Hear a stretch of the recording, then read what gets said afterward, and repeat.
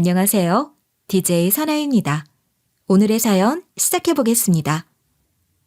사람들은 흔히 자기가 어디서 왔는지, 무슨 이유로 살아가는지 철학적 질문을 던지며 사색하곤 하더군요. 하지만 전 살면서 한 번도 그런 질문을 던져본 적이 없었어요. 그런 질문조차 사치처럼 느껴지는 삶을 살아왔거든요. 제게 삶은 늘 생존이었고 고난이었죠.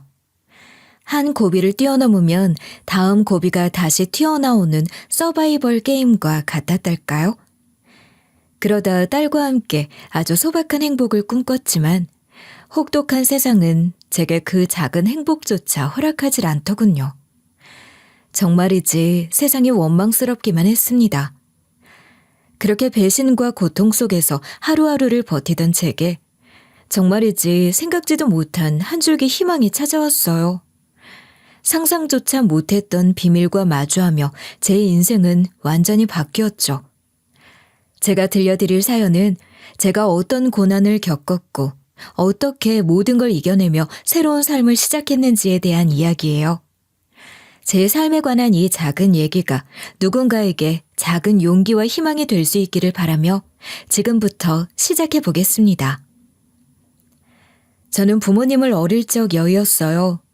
누가 절 두고 간 건지 길을 잃고 헤매다 거기에 제 발로 찾아간 건진 모르겠지만 수녀원 앞에 멀뚱히 서 있는 저를 그곳의 수녀님들이 발견해 거두어 주셨다고 해요. 그렇게 전 수녀원에서 자라게 되었습니다. 수녀원에서의 삶은 아주 제한적이고 보수적이었고 무엇을 해야 하고 하지 말아야 하는지 그 기준이 아주 분명했어요. 제가 기억하는 수녀원에서의 일상은 철저한 원칙과 규칙으로 가득했죠. 매일 아침 기도 시간을 시작으로 하루가 시작됐습니다. 새벽 5시에 종이 울리면 모두 잠에서 깨어나 씻고 정해진 자리로 모여야 했어요. 기도는 항상 정해진 문구로 이루어졌고 그 문구를 틀리거나 시간을 어기면 벌을 받았습니다. 벌이라고 해도 무섭거나 폭력적인 건 아니었지만 오랜 시간 무릎을 꿇고 앉아있거나 한 번 더 기도문을 외워야 했던 일이 많았어요. 저희는 어릴 적부터 수녀원 바깥에서 어떻게 행동해야 하는지도 배웠죠. 말투부터 행동 하나하나까지 주의해야 했어요. 말은 항상 공손하게 해야 했고 웃음소리나 목소리가 커도 안 됐습니다. 밖에 나갈 일이 있으면 반드시 정해진 시간 안에 돌아와야 했고 마음대로 움직이는 건 절대 허락되지 않았어요. 저희는 또래 아이들이 하는 평범한 놀이도 할 수 없었어요. 까르륵거리며 뛰노는 대신 조용히 앉아 성경을 읽었고 일요일 미사 준비로 시간을 보냈습니다. 학교가 끝나고 돌아오면 수녀님들이 내주는 숙제를 하고 기도문을 외우는 게 제 일상이었죠. 식사 시간도 정해져 있었고 밥 먹는 자리에서 소리를 내거나 흘리는 것도 금지되었어요. 아이들이라면 누구나 가질 수 있는 작은 장난조차도 허용되지 않았기 때문에 가끔은 숨이 막힐 것 같았던 기억도 있습니다. 그래도 그나마 어릴 때는 괜찮았어요. 이런 생활이 그저 당연한 것처럼 느껴졌고 모두가 그렇게 사는 줄 알았으니까요. 하지만 사춘기가 시작되면서 모든 것이 달라졌어요. 세상을 조금씩 알아가기 시작할수록 제 삶이 견딜 수 없이 답답했어요. 또래 친구들이 부모님과 함께 생활하는 모습을 볼 때마다 비교하게 되었고 저는 왜 이런 삶을 살아야 하는지 의문도 들었죠. 학교에서도 매번 문제투성이었어요. 수녀원에서 지낸다는 이유만으로 친구들에게 놀림을 받는 일이 많았어요. 부모도 집도 없는 애라는 이유로 따돌림을 당하기 일쑤였고 이 문제로 방황을 하기 시작했죠. 그런 환경 탓에 수녀원에서의 생활도 힘들어지기 시작했어요. 제가 이런 고민을 털어놓으면 원장 수녀님은 믿음이 부족하다며 오히려 저를 나무라셨고 그런 얘기를 들을수록 누군가 제 목을 콱 틀어진 것처럼 숨이 막혀오기 시작하더군요. 그런 제 삶도 작은 재미는 있었어요. 성당에 미사를 드리러 오는 한 남학생과 서로 좋아하기 시작하며 쪽지를 주고받고 몰래 만나 이야기를 나누는 게 제 삶의 작은 행복이었죠. 단순한 호기심이었고 그 이상의 일들은 상상도 하지 못하던 나이였어요. 그런데 이 일이 원장 수녀님께 알려졌고 저는 그날 엄청난 꾸지람을 들어야 했습니다. 원장 수녀님은 절 불러 세우시고 말씀하셨어요. 하느님 앞에서 부끄러운 행동을 했다. 절대 용납할 수 없다면서 모두가 보는 앞에서 벌을 줬고 그날 이후 저는 더 큰 반항심을 품게 되었던 것 같아요. 왜 전 친구들처럼 평범하게 살 수 없는지 원망스러웠던 거죠. 그때가 고등학교 2학년이 되었을 무렵이었고 전 결국 수녀원을 도망치기로 결심했습니다. 더 이상 이런 삶을 더는 살 수 없다는 생각이 머릿속을 가득 채웠어요. 수녀가 되고 싶은 마음도 계속 이런 생활을 하고 싶은 마음도 없던 저는 더 넓은 세상으로 박차고 달려나가고 싶은 마음으로 가득했어요. 일단 나가기만 하면 뭐든 할 수 있을 것만 같았죠. 그날 밤 가방 하나에 제 옷 몇 벌을 챙기고 몰래 수녀원을 나왔습니다. 하지만 막상 밖으로 나오고 나니 막막했어요. 자유를 찾겠다는 생각만으로 뛰쳐나왔지만 제가 가진 건 아무것도 없었으니까요. 고등학교도 졸업하지 않았고 돈도 없었어요. 저는 몇 날 며칠을 찜질방에서 보내다가 공장에 숙소를 제공한다는 소문을 듣고 바로 찾아갔습니다. 그곳에서 일을 시작했지만 공장 생활도 녹록지 않았어요. 매일같이 반복되는 고된 일과를 견디는 것도 힘들었고 숙소 생활도 마음처럼 편하지 않았습니다. 그래도 더 이상 기도문을 외거나 마음에도 없는 성경을 읽지 않아도 된다는 것만으로도 숨통이 트이긴 했죠. 전 공장에서 일을 하며 검정고시를 준비했고 합격도 했어요. 그 뒤로는 제가 일하던 공장의 사무직으로 취직할 수 있었죠. 변변찮은 사무직이라곤 해도 공장 노동보다 훨씬 나은 환경이었어요. 나름대로 제 능력도 찾았죠. 전 뭔가 아이디어를 떠올리고 좋은 전략을 연구해 판매 실적을 올릴 수 있도록 하는 마케팅 쪽에 재능이 있더군요. 대단하진 않지만 제가 뭘 잘하고 좋아하는지 알고 나니 이직할 때 도움이 됐어요. 이후 나이를 먹어가며 몇몇 회사를 거치면서 조금씩 경력을 쌓아갔고 작은 방 하나를 얻어 혼자 살 수 있을 만큼은 벌게 되었습니다. 물론 몸이 아프거나 힘들 땐 외로움이 크게 다가왔지만 그래도 혼자 살면서 나름대로 제 삶을 꾸려가고 있다고 생각했어요. 그러다가 한 회사에 들어가 남편을 만나게 됐습니다. 남편은 제 상사였고 나이 차이도 꽤 있었어요. 솔직히 말하자면 첫인상은 그다지 특별하지 않았어요. 키도 작고 외모도 평범한 데다 뭐 하나 잘난 데 없는 볼품없는 남자였죠. 하지만 남편의 자상함에 이끌렸어요. 특히 제 처지를 알고 나서부터는 더더욱 절 챙겨주려고 하는 게 되게 고맙기도 하고 엄청 특별하게 느껴지더라고요. 제가 남자 경험이 전무했고 누군가 절 생각해주고 위해준 적이 없다 보니 그런데 홀라당 넘어간 거죠. 시간이 지날수록 점점 더 남편에게 의지하게 됐고 몰래 연애를 시작한 뒤 결혼까지 하게 되었죠. 그래도 신혼 초에는 꽤나 행복했던 것 같아요. 결혼식도 작지만 잘 치렀고 회사 식구들이 많이 도와줬고 이것저것 챙겨도 줬죠. 남편도 신혼 초에는 좋은 남편이었어요. 나이 차가 좀 있다 보니 주변에서 남편을 도둑놈이라고 놀려대며 잘하란 얘기들을 많이 했고 남편도 어린 신부인 제게 잘하려고 노력을 했던 것 같아요. 자상하게 잘 챙겨주던 연애 때 모습 그대로인 남편을 보며 이 사람이랑 함께라면 함께 행복할 수 있겠다는 헛된 꿈을 꿨습니다. 하지만 시간이 지나며 조금씩 문제가 생기기 시작했어요. 아무리 생각해봐도 우리 둘 다 이렇게 월급쟁이로 살아서는 평생 이 신세 못 면해. 가만 보면 이렇게 한 달 한 달 돈 벌어 사는 거 이거 진짜 멍청한 짓이라니까. 부자들은 돈으로 돈을 버는데 우리같이 멍청한 놈들이나 이렇게 다달이 쎄 빠지게 노력해서 겨우 이 푼돈 버는 거라고. 그럼 어떡해? 지금 우리가 돈 안 벌면 무슨 수로 현주 분유값 기저귀값 벌고 무슨 수로 집 대출금을 갚아. 일단 당신이 월급 받는 거 있으니까 안정적으로 그건 계속하고 난 내 사업 한번 시작해 보려고. 지금이 딱 좋은 타이밍이다 싶어. 남편은 어느 날 본인 사업을 해보겠다고 선언했어요. 회사에서 쌓아온 정보와 인맥이 있으니 해볼만 하다는 거였죠. 전 불안했어요. 너무 위험 부담이 크다고 생각했고 남편을 몇 번이고 말렸지만 남편의 의지는 굳건했어요. 자기 믿지 않냐며 자기가 모든 걸 책임질 테니 걱정 말라고 하며 남편은 기어이 사업을 시작했고 결과는 생각처럼 따라주질 않았어요. 처음에는 잘 될 거라며 자신만만하던 남편이 점점 예민해지고 집에서 난장을 피우는 일이 많아졌어요. 일이 안 풀리기 시작하자 남편은 점점 더 난폭한 사람이 되어갔어요. 사소한 일에도 화를 내고 물건을 부수며 절 몰아세우곤 했죠. 저도 지쳐가고 있었지만 그래도 그때까진 남편이 잘못된 선택을 인정하고 다시 예전으로 돌아오기를 기다렸어요. 하지만 결국 어느 날 그는 집을 나가버리고 말았어요. 연락을 해도 받지 않았고 남편의 행방을 찾으려 해도 아무 소식이 없었습니다. 답답하고 화가 나 미칠 것 같았어요. 아니, 가장이란 사람이 대체 어떻게 이렇게까지 무책임할 수 있는 건지. 심지어는 어린 딸까지 두고 저 혼자 집을 나가다니 진짜 썩을 놈이라고 생각했습니다.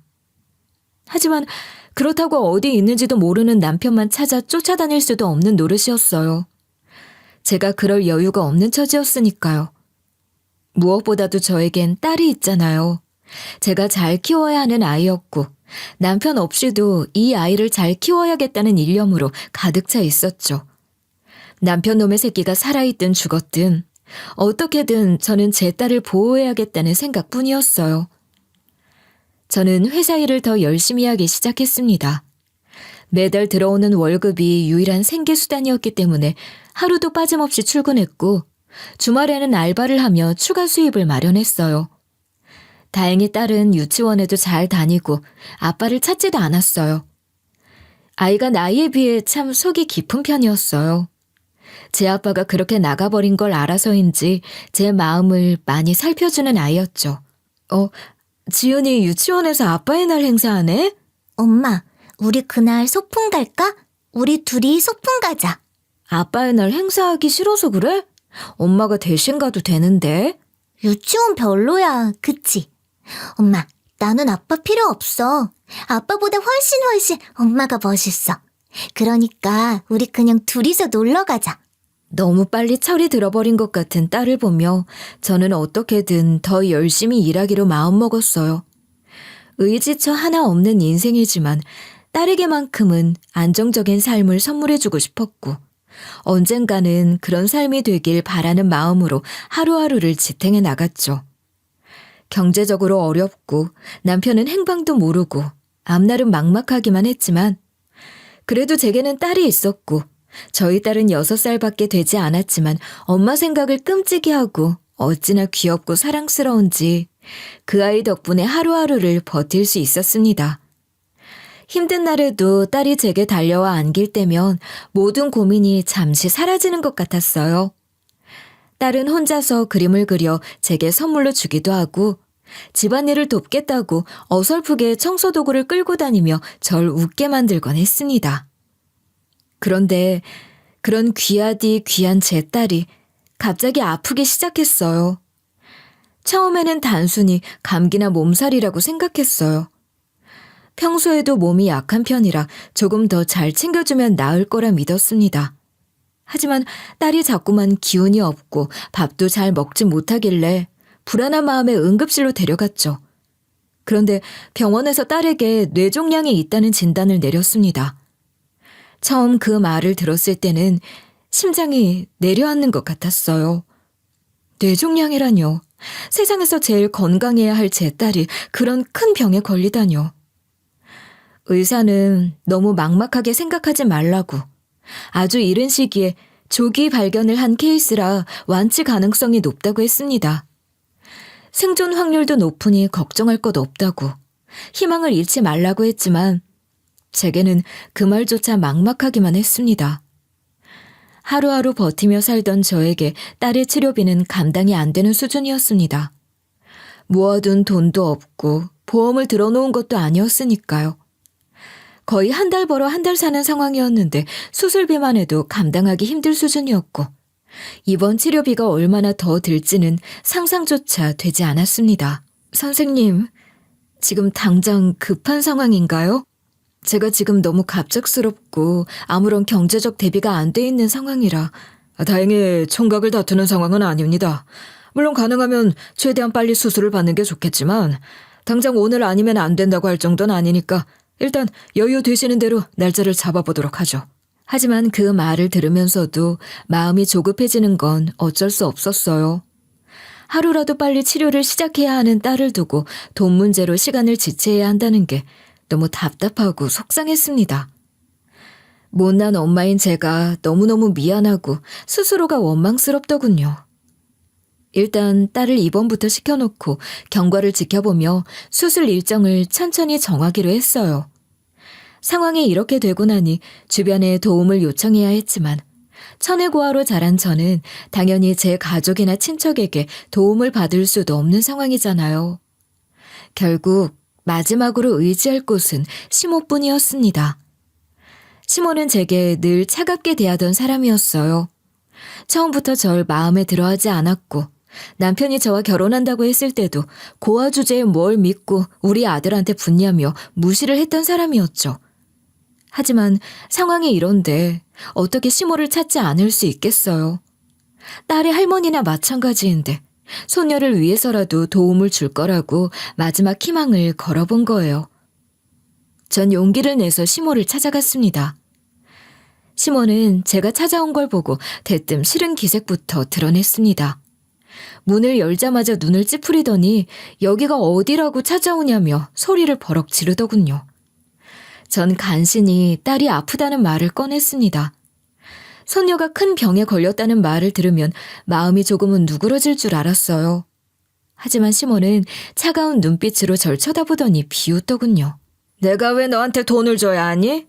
너 같은 애랑 결혼한다고 했을 때부터 애초에 일이 이렇게 될 줄 알았다. 어머니, 아무리 제가 미우셔도 아무리 제가 마음에 안 드셔도 지훈이한테는 이러시면 안 되죠. 그래도 어머님 손녀인데 어떻게 이러실 수 있으세요? 병원에서 당장 죽을 병은 아니라고 했다며. 그럼 네가 알아서 해결해야지. 살다 이런 일 생길 줄 너는 몰랐니? 이런 일 생기면 쪼르르 달려와 나한테 손 벌리려고 우리 영민이랑 결혼했어? 그러니 우리 애가 너 싫다고 나가 그러고 살지. 우리 아들이 뭔 죄가 있어서 지금. 어머님, 그이 지금 어디 있는지 아세요? 내가 그걸 어떻게 알아? 에휴, 아무튼 난 너한테 줄 돈 없으니 당장 나가라. 다시 한 번만 도와달라고 찾아오기만 해봐라. 누가 저 반긴다고 너 참. 눈앞이 깜깜해졌습니다. 아무리 절 싫어해도 딸을 위해서는 도와줄 줄 알았는데 시모는 전혀 그럴 생각이 없는 것 같았어요. 거기다 말을 듣다 보니 시모가 남편의 행방을 알고 있을 수도 있다는 생각이 들더군요. 하지만 더 캐물어봐도 소용이 없겠다 싶더라고요. 아픈 손녀까지 외면하는 냉혈하니 저한테 남편 소식을 말해줄 리도 만무하겠죠. 결국 전 힘없이 그 집을 나올 수밖에 없었습니다. 다시 길 위에 서니 발길이 떨어지지 않더군요. 가야 할 곳도 없고 도움을 받을 곳도 막막했으니까요. 하지만 여기서 주저앉을 수는 없었습니다. 딸을 위해서 다른 방법을 찾아야만 했습니다. 그렇게 전 다시 한번 방법을 모색하기 시작했어요. 사실 직장에다가는 이런 사정을 알리고 싶지 않았지만 달리 도움을 청할 곳이 없었어요. 회사 사람들에게까지 딸의 병에 대해 사정 얘기를 하고 다니니 결국 회사 안에서도 소문이 퍼지기 시작했습니다. 다들 아름아름 저희 딸이 아프고 제가 돈을 구하려고 애쓰고 있다는 걸 알게 된 거죠. 사실 그런 상황을 알리고 다니는 게 너무 창피하고 속상했지만 딸을 위해선 체면이고 자존심이고 다 내려놓을 수밖에 없었죠. 그래도 그중에는 제 처지를 안타깝게 여겨주고 도와주는 분들도 계셨어요. 한 선배는 절 조용히 부르더니 별거 아니지만 갚을 생각 말고 쓰라고 다 잘 될 거라며 봉투를 내밀었어요. 봉투 안에는 꼬깃꼬깃 100만 원이 들어있더라고요. 갚을 필요 없다며 10만 원, 20만 원씩 보태주는 직원들도 있었고, 급한 일이 생기거나 누군가 필요하면 언제든 연락하라는 직원들도 있었어요. 평소 저를 잘 봐주시던 분들이 이렇게 마음을 써주시는 걸 보니 얼마나 고맙고 감동스러운지 눈물이 날 뻔했어요. 그런데 역시 세상에는 좋은 사람만 있는 건 아니잖아요. 중소기업인 회사에는 사장의 딸이 과장 직함을 달고 회사에서 일하고 있었거든요. 이 사장 딸은 평소에도 절 별로 좋아하지 않았어요. 이유는 잘 모르겠어요. 저랑 얘기해 본 적도 별로 없는데 희한하게도 절 보면 꼭 짜증 섞인 목소리로 말하거나 비아냥거렸거든요. 그런데 제 사정을 알고 나서는 더 악랄하게 절 괴롭히기 시작했어요.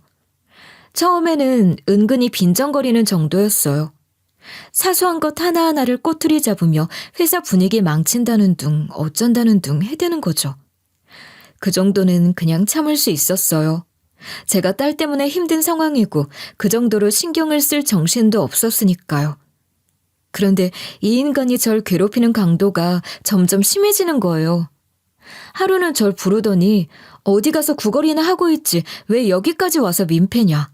혼자 훌쩍거릴 거면 딴 데 가서 해라 하며 대놓고 면박을 주더라고요. 자식이 아파 걱정이 태산인 사람한테 어떻게 그런 식으로 말을 할 수가 있는지. 하지만 거기서 끝나지 않았어요. 돈이 필요하다는 걸 이용해 갖은 일로 부려먹기 시작하는 거였죠. 어이, 한나씨. 이따 우리 집 가서 내 옷 좀 챙겨올래? 네? 과장님 옷을 왜? 한나씨 돈 필요하다며. 내가 배려해서 써주는 거잖아. 심부름 센터 시키면 될걸. 야근 수당에 심부름 수당까지 챙겨주면 딱딱 알아먹고 고마운 줄 알아야지. 왜는 뭐가 왜야? 어떻게 사람이 그렇게 눈치가 없니? 지 배려해주는 것도 모르고 입이 대빨 나와서는. 일부러 저에게 무리한 일을 시키거나 절 개인 한여쯤으로 부려먹는가 하면 심지어 다른 직원에게까지 제 얘기를 해대더라고요. 걔 그거 도와주는 거 진짜 생각 잘해야 돼요. 저렇게 매달리다가 결국 돈 떼먹고 사라질 줄 누가 알아요? 오죽하면 남편도 처자식 버리고 나간 여자예요. 우리가 모르는 무슨 일이 있는지 모른다고. 구하라는데 믿을 게 뭐 있어요? 다들 조심하세요. 내가 걱정이 돼서 그래요. 기가 딱 차더라고요. 제가 선배들을 의지할까봐 미리 그런 말로 마음을 흔드는 거겠죠. 어떻게 사람이 이렇게까지 악랄할 수 있는 건지 진짜 해도 너무한다 싶었어요. 아무리 제가 마음에 안 들고 싫어도 딸이 아프다는 걸 알고 있으면 최소한 그 정도는 이해해 줄 법도 한데 오히려 더 괴롭히려고 작정을 한 것 같았어요. 매일 회사에 가는 게 지옥 같았습니다. 하지만 딸을 위해서라도 버텨야 했어요. 내가 무너지면 딸은 어떻게 하나 하고 이를 악물고 하루하루를 견뎠습니다. 회사 안에서 절 괴롭히던 사장 딸은 결국 제게 억울한 누명까지 씌우며 절 궁지로 몰아넣더군요. 그날도 평소처럼 일을 하고 있었는데 한 남직원이 제 자리로 와서 봉투 하나를 건넸어요. 제가 찾던 자료라고 천천히 보라고 말하며 두고 갔는데 저는 그게 그냥 회사에서 쓰는 자료라고 생각했어요. 별 의심 없이 봉투를 서랍에 넣어뒀죠. 그런데 몇 시간 뒤 사장 딸이 절 호출하더니 펄펄 날뛰기 시작하는 거예요. 야, 이 한나. 너 진짜 무서운 년이다. 어떻게 이런 짓까지 할 수 있니? 네가 아무리 돈이 궁하다고 해도 그렇지. 어떻게 회사 돈을 빼돌려? 아니, 그게 무슨 말씀이세요? 제가 회사 돈을 빼돌리다뇨. 이게 이제 발뺌까지 하네? 무서운 년. 무슨 일인지도 모른 채 당황하고 있는데 사장 딸이 제 서랍에서 그 봉투를 꺼내더니 안에 들어있던 현금을 책상 위에 쏟아 부었습니다. 돈 뭉치를 보니 눈앞이 하얘졌어요. 그 돈이 왜 제 서랍에서 나왔는지 도무지 알 수가 없었거든요. 그런데 사장 딸은 이미 결론을 내려놓은 듯이 저를 몰아세우기 시작했습니다. 이게 다 무슨 돈인지 설명해봐. 네가 회사 물건 빼돌려서 챙긴 돈이 아니고 뭐야? 누가 모를 줄 알아? 하필 이 돈이 네 서랍에서 나왔는데도 발뺌할 거야? 이거 아주 제대로 미친년 아니야. 간이 배 밖으로 나왔지 아주. 아니에요. 이거 제가 그런 게 아니라 수표에 떡하니 다 적혀 있는데 뭐? 회사 돈이 아니야? 이 미친년이 어디서 거짓말이야? 현성 씨, 뭐라고 설명 좀 해봐. 이거 현성 씨가 나한테 가져온 거잖아. 무슨 말씀이세요? 전 모르는 일인데요. 왜 저한테 뒤집어 씌우는 거예요? 정말 너무하시네요. 남직원은 모른 채 발뺌을 하더군요. 진작에 사장딸이 손을 쓴 거였겠죠. 그제서야 상황을 깨달았어요. 사장딸이 절 함정에 빠뜨린 거였어요. 아무리 억울함을 호소해도 증거는 제 서랍에서 나온 돈이었고 이미 사장딸이 제 편이 아닌 직원과 짜고 치는 상황이었습니다. CCTV 자료도 이미 없었던 게 어떻게 딱 점검할 때 그런 일이 있냐고요. 제가 할 수 있는 일은 없었어요. 결국 전 그날 회사에서 해고 통보를 받았습니다. 눈물이 멈추지 않았고 모든 게 무너진 기분이었습니다. 세상이 어쩜 이렇게까지 잔인한지. 정말 힘들고 분하고 억울하고 미칠 것 같았어요. 그런데 딸의 얼굴을 떠올리는 순간 정신이 번쩍 들더라고요. 아픈 딸을 생각하면 이깟일로 주저앉아 울 때가 아니었어요. 그 순간 저는 깨달았어요. 이대로 주저앉아 있을 순 없다고. 회사에라도 붙어 있어야 대출이든 뭐든 방법을 찾아볼 수 있는데 이대로 나가버리면 아무것도 할 수 없다고요. 저는 모든 자존심을 버리고 사장 딸 앞에 무릎을 꿇었습니다. 제발 저 좀 살려주세요. 제가 잘못했습니다. 다시는 이런 일이 없게 하겠습니다. 딸이 아픈데 제가 일자리를 잃으면 정말 끝장이에요. 제발 부탁드립니다. 한 번만 살려주세요. 무슨 일이든 시키시는 건 다 할게요. 그러니까 제발. 그래, 정말이지? 무슨 일이든 시키는 건 다 한다는 그 말 말이야. 그럼요. 뭐든 시켜만 주세요. 저 지금 여기서 나가면 당장 일 구할 수도 없어요. 당장 아이 입원비도 내야 하는데. 제 인생에서 한 번도 누군가 앞에서 무릎을 꿇은 적이 없었는데 그날은 딸을 생각하며 제 모든 걸 내던졌고 그러자 사장딸이 미소를 방긋 띠더라고요. 마치 제가 어떻게 나올지 진작에 예상하고 이미 준비를 하고 있었다는 듯한 자신만만한 얼굴이었어요. 한 가지 방법이 있긴 하지. 내가 시키는 대로만 하면 복직도 시켜주고 가불도 해줄게. 우리 아빠한테 잘 말해서 네 딸 병원비 지원도 논의해볼 수도 있어. 직원 복지 차원에서 말이야. 감사합니다. 감사합니다. 뭐든 할게요. 제발 기회를 주세요. 좋아. 그럼 너한테 딱 맞는 일을 하나 줄게. 이건 너랑 나 사이에 둘만 아는 일이어야 돼. 내가 요즘 잘 보여야 할 집이 하나 있거든. 네가 가서 그 집에서 일을 좀 해. 무급으로. 그 집은 네가 어떤 사람인지 관심도 없을 테니까 그건 걱정할 거 없고. 할게요. 뭐든 할게요. 정말 가불이랑 병원비 지원해 주시는 거 맞는 거죠? 무섭고만 살았니? 이게 사람을 뭘로 보고. 사장딸은 각서 명목으로 종이에 몇 자 적어 제게 내밀었고 저는 그걸 받아 꽉 쥐고 나왔습니다. 자존심이 상하고 자괴감이 들었지만 딸을 위해서라면 뭘 못하겠어요. 그렇게 저는 무급으로 식모일을 하게 되었습니다. 재벌가의 첫 출근을 하던 날, 저는 속이 복잡하면서도 긴장된 마음으로 그 저택 앞에 서 있었어요. 드라마에서나 보던 초호화 저택의 압도적인 규모에 한번 놀랐고 대문이 열리자 마당의 넓이와 조경의 정교함에 또 한 번 놀랐습니다. 대체 어떤 사람들이 이런 곳에서 살까 싶으면서도 사장딸이 왜 이렇게까지 애를 써서 잘 보이려는지 자세한 건 몰라도 대충 상황은 이해가 가기 시작하더라고요. 문을 열고 들어가니 집안은 더욱 화려했어요.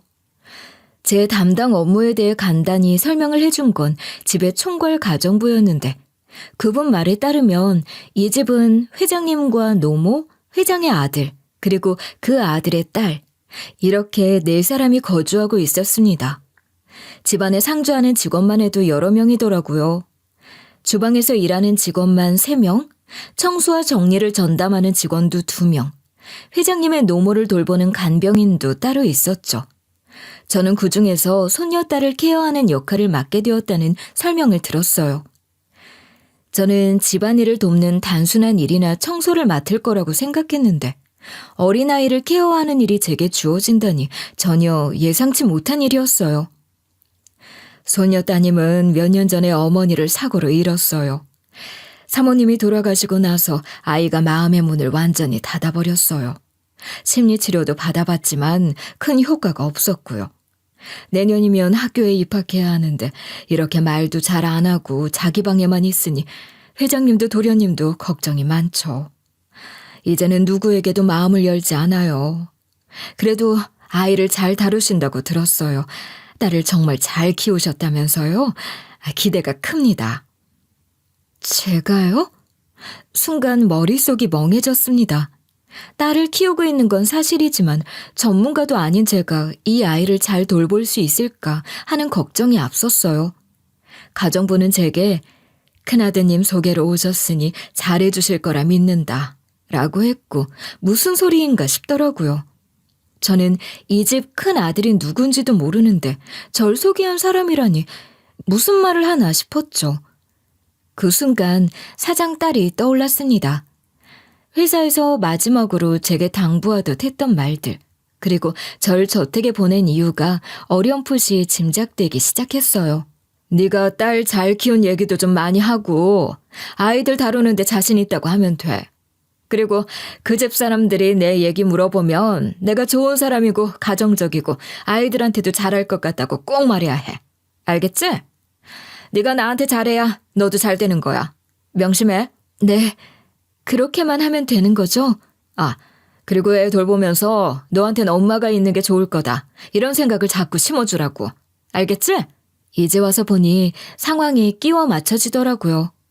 이 집의 외아들과 사장딸이 서로 사귀고 있는 사이구나 싶더라고요.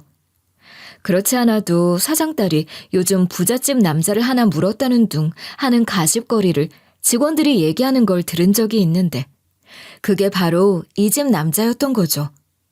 사장딸은 이 남자에게 잘 보이기 위해서 그리고 그 남자의 아이와 가까워지기 위해 절 이곳으로 보낸 거였고요. 총괄 가정부가 절 손녀딸의 방으로 안내하며 말했습니다. 요나는 워낙 예민하고 사람을 경계해서 다가가기 쉽지 않을 거예요.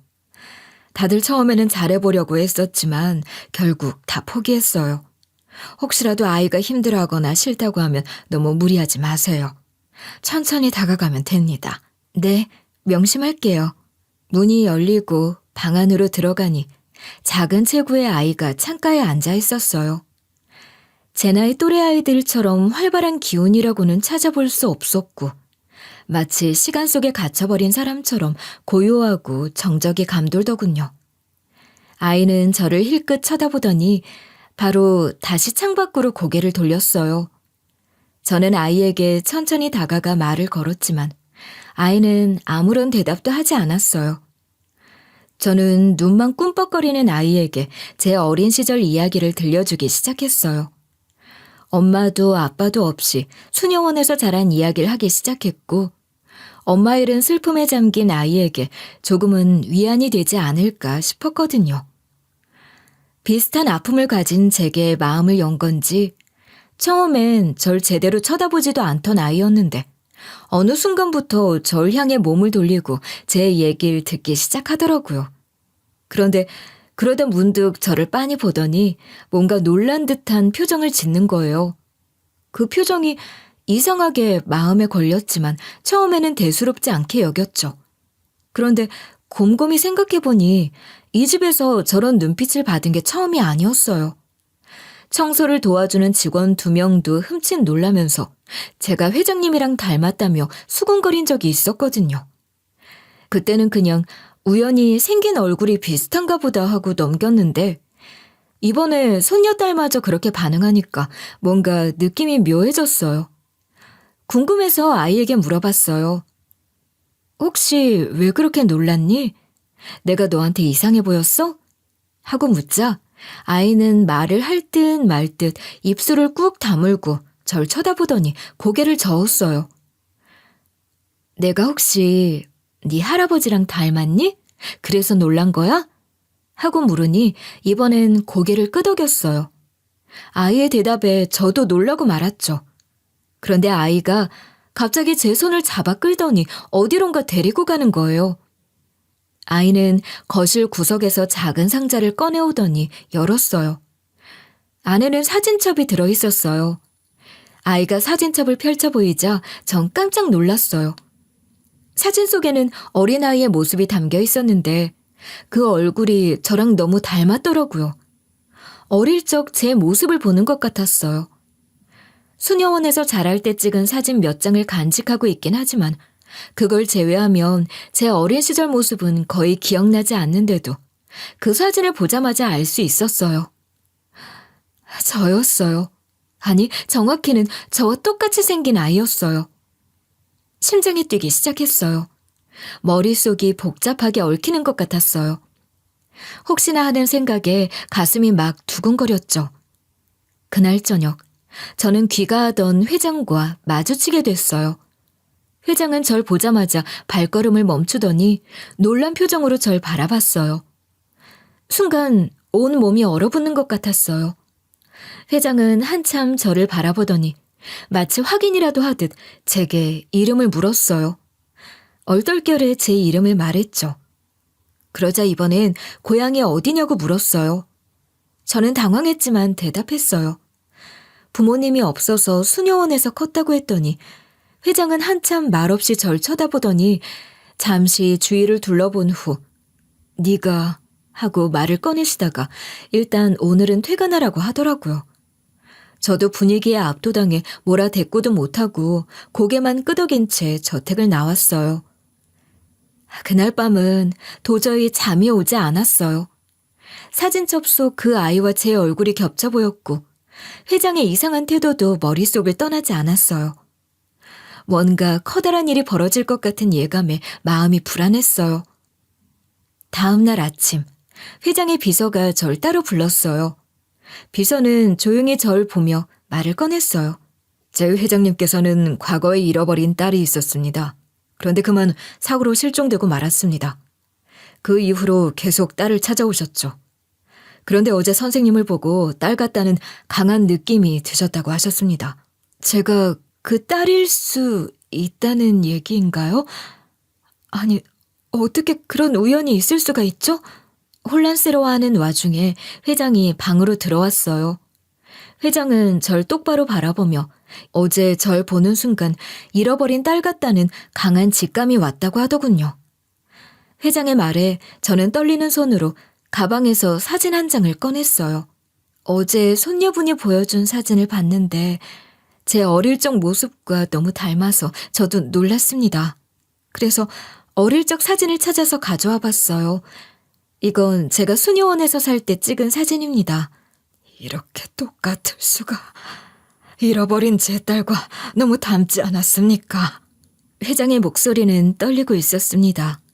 그렇게 저희는 함께 DNA 검사를 진행하기로 했어요. 결과를 기다리는 동안 서로의 마음이 얼마나 복잡했는지 몰라요. 회장은 35년 만에 잃어버린 자식을 찾을 수도 있는 상황이었고 저는 한 번도 상상하지 못했던 부모를 만날지도 모르는 상황이었으니까요. 그리고 며칠 뒤 결과가 나왔어요. 그 결과지는 회장의 손에 들려 있었고 회장은 천천히 그걸 열어보더니 눈물을 흘리기 시작했어요. 결과는 제가 회장의 친딸이 맞다는 내용이었어요. 그 순간 눈물이 왈칵 쏟아졌어요. 머릿속에서는 온갖 생각이 스쳐갔습니다. 부모님 없이 살아온 지난 날들과 수녀원에서의 외로움, 그리고 딸을 위해 어떻게든 살아남으려고 발버둥치던 모든 순간들이 한꺼번에 떠올랐어요. 그렇게 전 35년 만에 부모를 찾게 되었죠. 저는 자연스럽게 제 친엄마에 대해서도 물어봤어요. 그러자 아버지는 잠시 깊은 숨을 내쉬더니 말씀하셨어요. 저희 엄마와는 정말 사랑했지만 집안의 반대로 결혼을 하지 못했다고요. 하지만 두 분은 반대를 무릅쓰고 함께 살면서 저와 남동생을 낳았다고 하시더군요. 그런데 제가 실종된 뒤 모든 게 달라졌다고 하셨죠. 두 분은 저를 잃은 죄책감과 슬픔에 시달렸고 그로 인해 갈등이 깊어졌다고 하셨어요. 게다가 집안에서도 큰 난리가 나면서 결국 두 분은 헤어질 수밖에 없었다고 말이죠. 회장, 아니 제 아버지는 그때를 떠올리며 눈가를 훔치셨어요. 헤어진 이후에도 두 분은 가끔씩 소식을 전하며 지낸다고 하셨어요. 하지만 몇 해 전 엄마가 세상을 떠났다는 소식을 들으셨다고 하시더군요. 아버지의 목소리가 점점 떨리셨어요. 네 엄마가 살아있었다면, 네가 돌아온 걸 알았다면 얼마나 좋았을까. 그랬다면 내 평생의 한이 조금은 풀렸을 텐데. 결국 널 보지 못하고 그렇게 눈을 감았으니.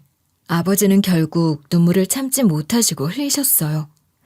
그 모습에 저도 가슴이 아팠고 복잡한 감정이 밀려왔습니다. 아버지는 엄마와 헤어진 뒤에도 집안의 정략 결혼 압박을 끝내 거부했다고 하셨어요.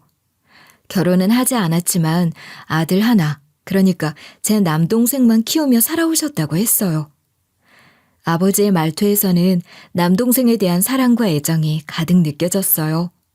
그런데 솔직히 저는 남동생이라는 존재가 좀 걱정스럽더라고요.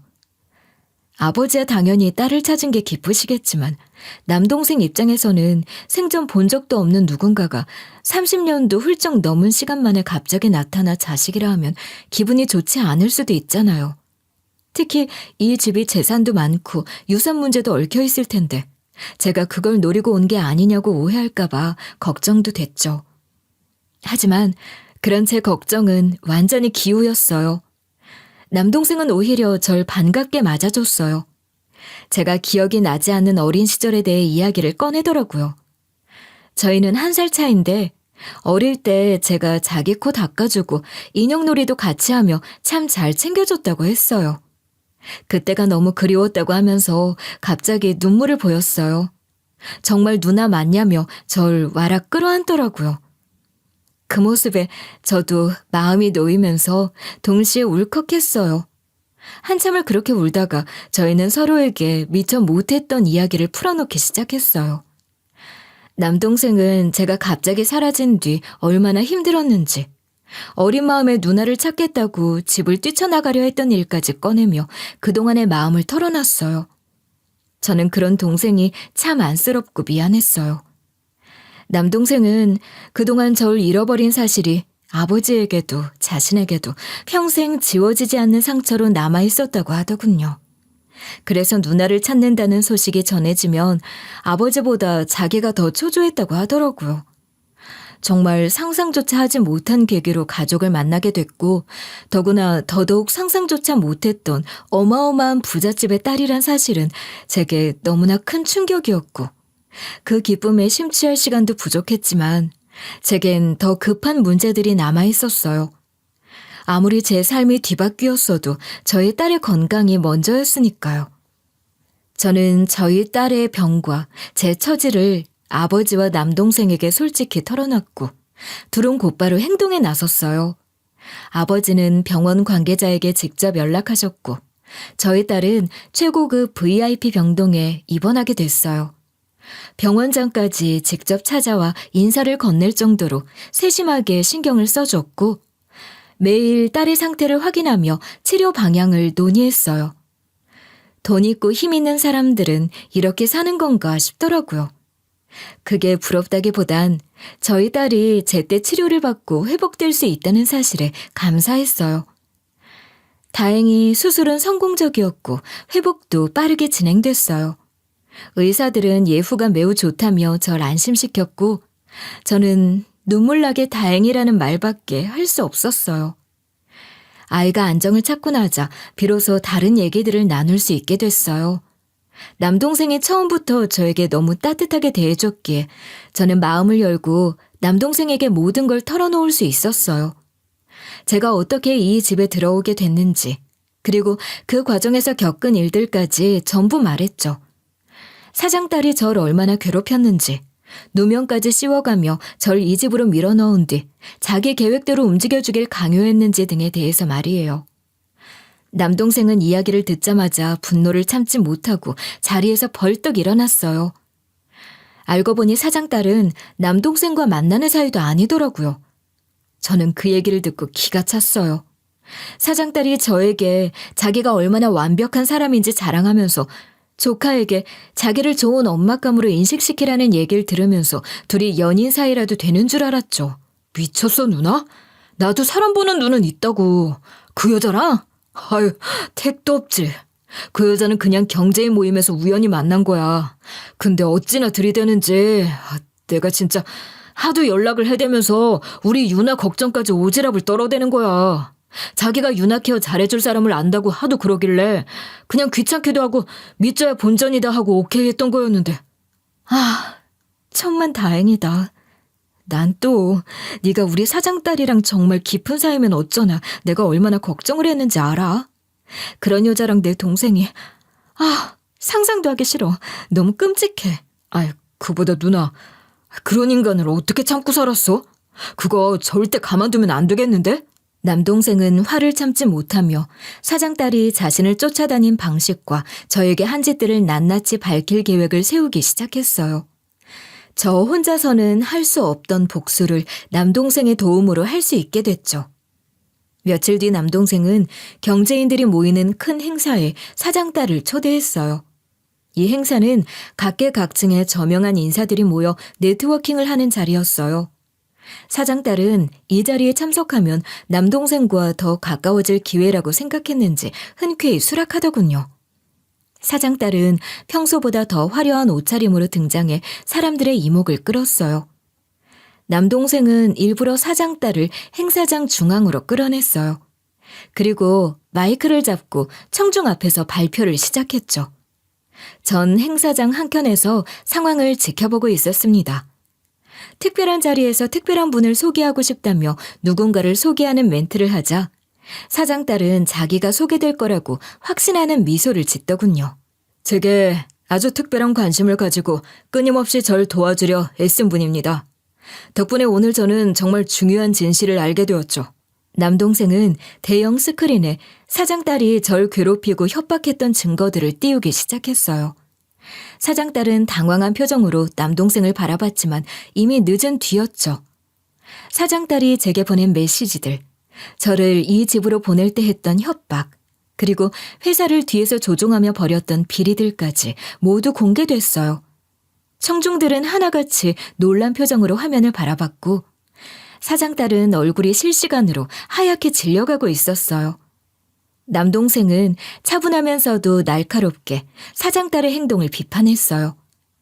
제게 했던 행동들이 단순한 갑질을 넘어선 범죄 행위였고 가족을 위해 고군분투하는 한 사람의 삶을 짓밟은 행위라고 지적했죠. 그뿐 아니라 제 남동생에게 접근하며 했던 허세와 거짓말도 모두 드러냈어요. 사장딸은 점점 더 작아지는 목소리로 변명을 늘어놓으려 했지만 이미 돌이킬 수 없는 상황이었죠.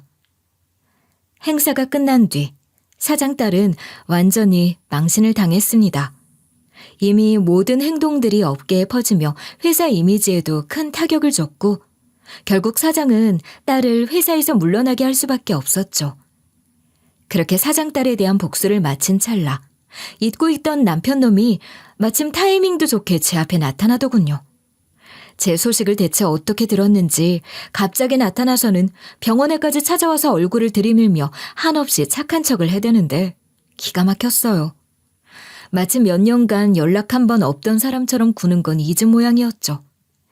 자기는 저랑 딸을 내팽개친 게 아니라 우리 식구들 먹여 살리려고 바다에서 배를 탔다는 둥, 연락을 못한 게 다 저를 위해서였다는 둥. 진짜 듣고 있자니 말 같지도 않은 소리였어요.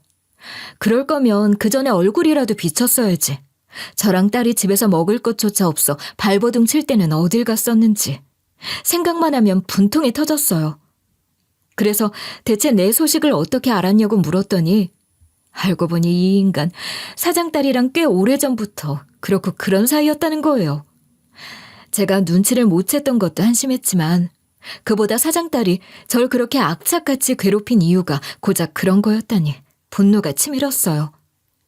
사장딸이 남편이랑 몰래 만나면서 제가 안이 꼬워서 일부러 절 더 짓밟으려고 했던 거였죠. 대체 이 인간이랑 어떻게 살아왔던 건지 돌아보면 제 자신이 정말 바보 같았습니다. 남편 놈은 어떻게든 재결합을 해보려는 듯 눈물을 흘리며 애원을 했어요. 미안하다. 다시는 안 그러겠다. 새 사람이 될 거라는 헛소리를 했지만 전 단칼에 거절했어요. 그런 쓰레기 같은 사람과 다시 합칠 거라면 차라리 혼자가 낫겠더라고요. 애초에 저희 딸을 내팽개치고 도망갔던 인간이 무슨 염치로 다시 돌아오겠다고 하는지 이해할 수 없었어요. 그런데 여기서 끝이 아니었어요. 시모가 어떻게 알았는지 갑자기 나타난 거예요. 저는 그 사람이 아들 소식을 전부 알고 있었으면서도 제가 찾아갔을 땐 모르는 척 했던 게 너무나 화가 났어요.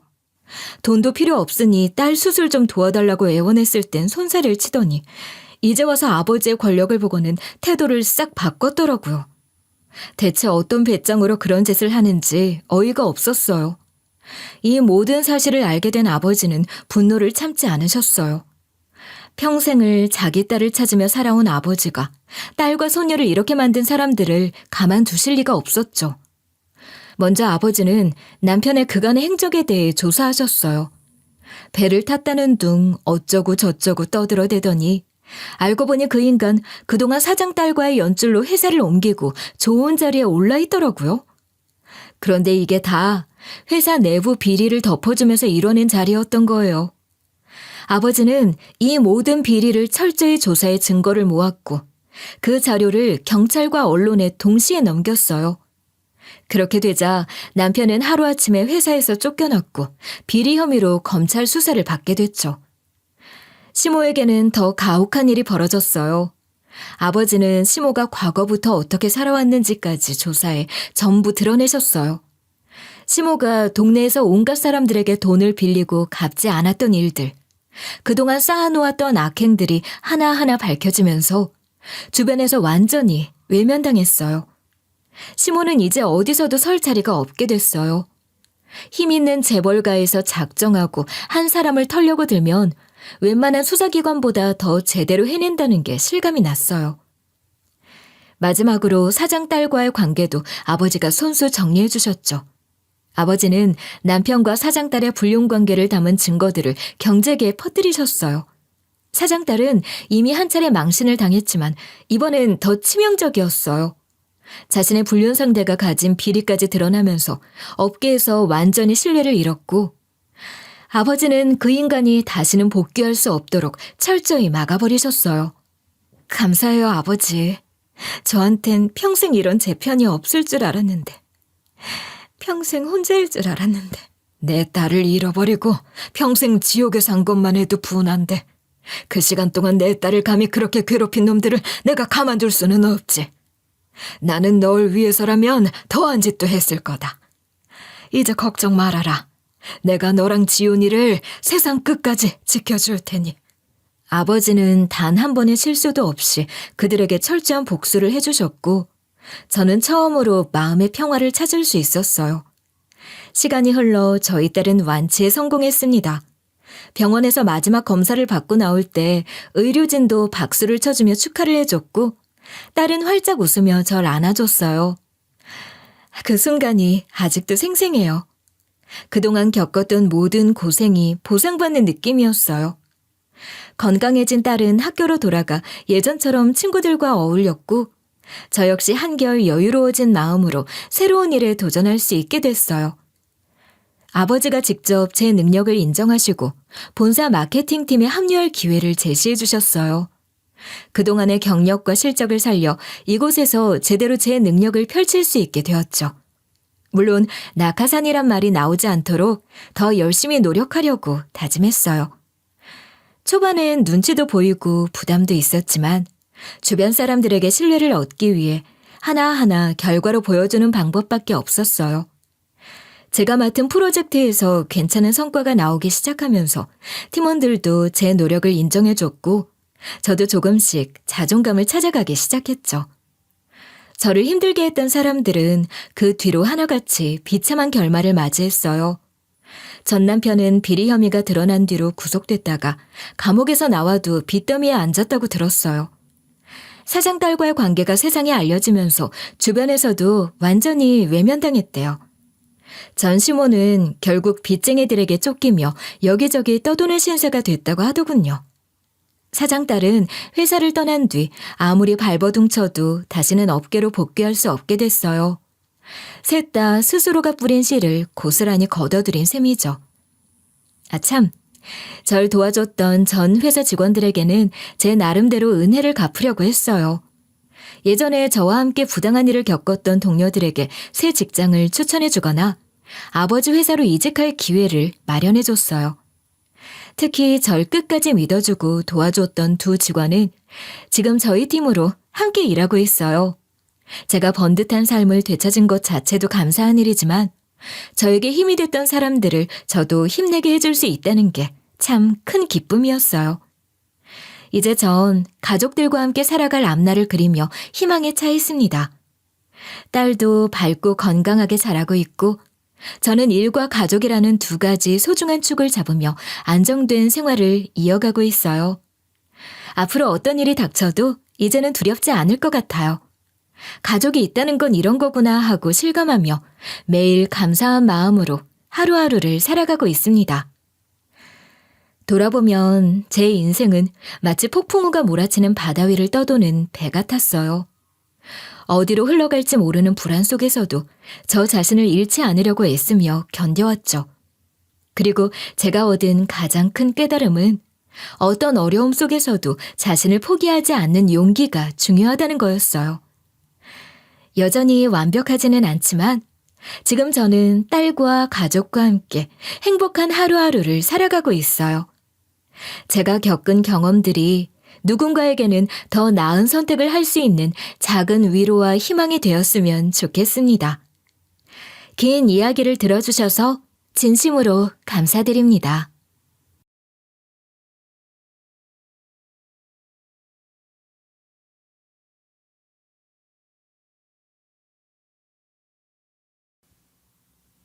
안녕하세요. DJ 미아입니다.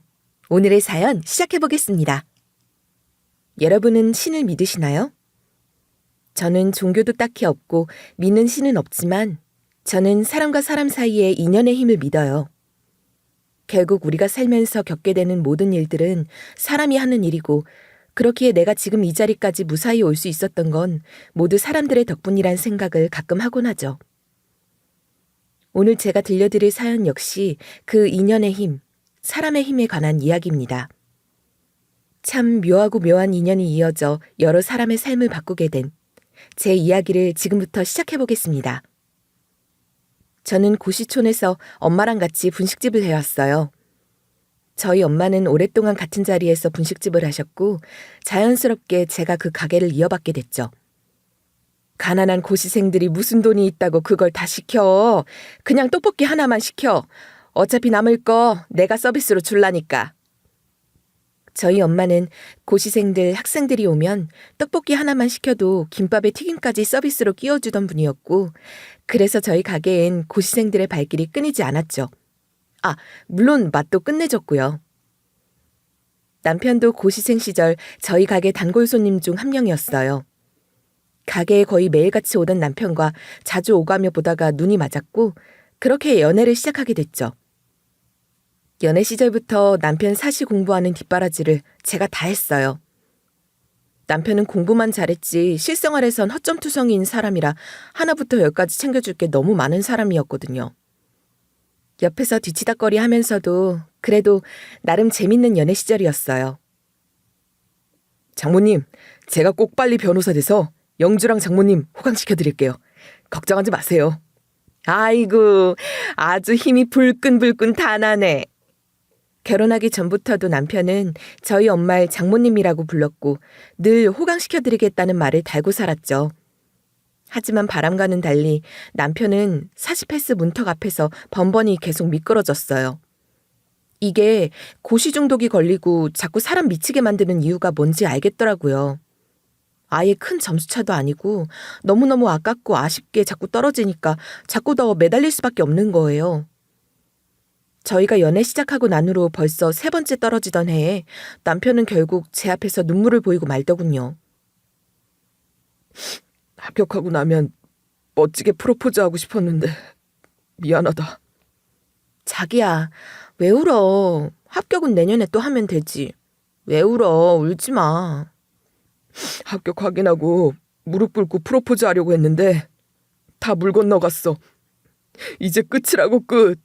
당신 솔직히 나 한심하지. 매번 떨어지기나 하고 당신한테 짐만 되고. 당신이 나 버려도 나 떠나도 나 이해해. 나 같아도 이런 놈 뭘 믿고 결혼할까 싶어. 사실 몇 년 만나면서 결혼 얘기도 자연스럽게 오가긴 했었거든요. 그런데 눈물까지 흘리면서 미안해하는 남편을 보니 마음이 더 아프더라고요. 지금 생각하면 뭘 잘했다고 울기까지 해? 싶은데 연애 시절엔 많이 좋아했으니까 뭐 그런 마음이었죠. 좁고 힘든 고시원 생활하는 남편이 안쓰럽기도 했고 좀 더 안정적으로 공부했으면 해서 저는 오히려 제가 역으로 프로포즈를 했어요. 기열 씨, 난 당신 믿어. 내가 합격할 때까지 잘 뒷바라지 해줄 테니까 한번 열심히 살아보자. 그러니까 나랑 결혼해 줄래? 남편은 아직 이룬 것 하나 없는 자기를 믿어준 제게 고마워했고 그렇게 저희는 부부가 됐어요. 결혼식 소박하고 간단하게 올리고 제가 분식집 일 열심히 하면서 남편 공부하는 걸 계속 뒷받침해줬죠. 다행히 저희 분식집이 워낙 잘 되다 보니까 당분간은 괜찮겠다 싶었어요. 하지만 남편은 끝내 사시제도가 폐지될 때까지 합격을 하지 못했어요. 그렇다고 10년 가까이 계속해온 게 이 공부인데 어떻게 포기하겠어요. 결국 로스쿨에 진학했고 졸업 후 코스 밟아 변호사가 됐습니다. 어렵게 변호사가 됐지만 또 그걸로 끝이 아니잖아요. 경력도 없는 신입이 바로 사무소를 낼 수 있는 것도 아니고요. 일단 경력을 쌓아야 하니 취업을 해야 했는데 변협 연수 마치고 취업할 곳 찾는 데만 몇 달을 보냈죠. 그러다 마침내 부티크 로펌에 들어가게 됐고요. 아, 혹시 모르시는 분들을 위해 알려드리자면 부티크 로펌이란 건 왜 한두 가지 분야만 전문적으로 취급하는 로펌들 있잖아요. 그런 로펌들을 일컫는 말이에요. 예를 들면 이혼 전문 로펌이나 기업기술 자문 전문 로펌, 스타트업 자문 전문 로펌 이런 식으로 특정 분야가 있는 거죠. 뭐 좀 더 쉬운 예로는 자동차 사고만 전문으로 다루거나 이혼만 다루거나 이런 것도 일종의 부티크 로펌인 거고요. 아무튼 로펌에 들어가던 날 남편은 저를 업고 춤까지 췄어요. 여보, 그동안 당신 고생시킨 거 미안해. 내가 앞으로는 호강만 시켜줄게. 나 진짜 열심히 살아볼게. 나 믿어준 만큼 내가 앞으로 두고두고 더 잘할게. 그리고 장모님, 정말 감사합니다. 못난 사이 그동안 예뻐해 주신 거 너무 감사합니다. 호강시켜드리겠다는 약속 너무 늦어졌지만 잊지 않았어요. 꼭 지키겠습니다. 저희 엄마한테 고맙다고 큰절까지 올리는 남편이었죠. 저희 엄마는 김서방 장하다, 자랑스럽다 하며 좋아하셨고요. 근데 사람이 처음 마음 오래가는 거 참 쉽지 않더라고요. 변호사 되고 초반엔 그렇게 두 사람 덕이라고 고맙다고 큰절까지 해대던 인간이 점점 조금씩 태도가 바뀌기 시작하는 거예요. 그런데 변한 건 남편뿐만이 아니었어요. 원래 저희 시가 사람들은 저희 집에 엄청 고마워하고 약간 저자세였던 사람들이었거든요. 시가 쪽이 특별히 집안이 좋은 편도 아니고 오히려 형편이 좀 좋지 않아서 남편 사시 공부 때 뒷바라지 해줄 형편이 못 됐단 말이죠. 그것 때문에 남편은 우리 집에서 뒷바라지 하기 전까지 고시 공부하면서 생계 때문에 알바까지 해야 했어요. 그래서 합격이 더 늦어지기도 한 거고요. 그러니까 저희 집에서 더 도와준 거였고 결혼하고서 첫 집도 저희 친정에서 보태줬고요. 그러다 보니 늘 사돈 어른께 감사하다 전해드려라. 영주 네가 참 고생이 많다. 면목이 없다. 고맙다. 그러던 사람들이었어요. 그런데 남편 변호사 되고 나니 이제 자기들까지 같이 급이 달라졌다고 생각하나 봐요. 저를 볼 때마다 한마디씩 얹기 시작하더군요. 너는 이제 변호사 와이프도 됐는데 좀 신경을 쓰고 다녀야 하는 거 아니니? 같은 회사 사람이라도 마주쳐봐라. 어디 널 변호사 와이프로 보겠냐? 부엌대기 같이 입고 다니는 거 보고 이 집에서 파출부로 일하는 사람인 줄 알겠다. 그러면서 사람 살살 긁어대기 시작하더니 날이 갈수록 점점 콧대가 높아지더라고요. 그러다 한날은 저희 남동생이 결혼을 하게 됐거든요. 그래서 사돈분들이랑 상견례 날짜가 잡혀서 남편에게 같이 가자고 얘기를 했죠. 어? 다음 주말? 그날 우리 엄마 생신이잖아. 그랬나? 아닐 텐데? 그리고 달력을 봤더니 진짜 제가 전에 달력에 표시를 해놨더라고요. 심호생신이 음력이라 매번 양력 날짜가 달라지니까 외우기가 쉽지 않았거든요.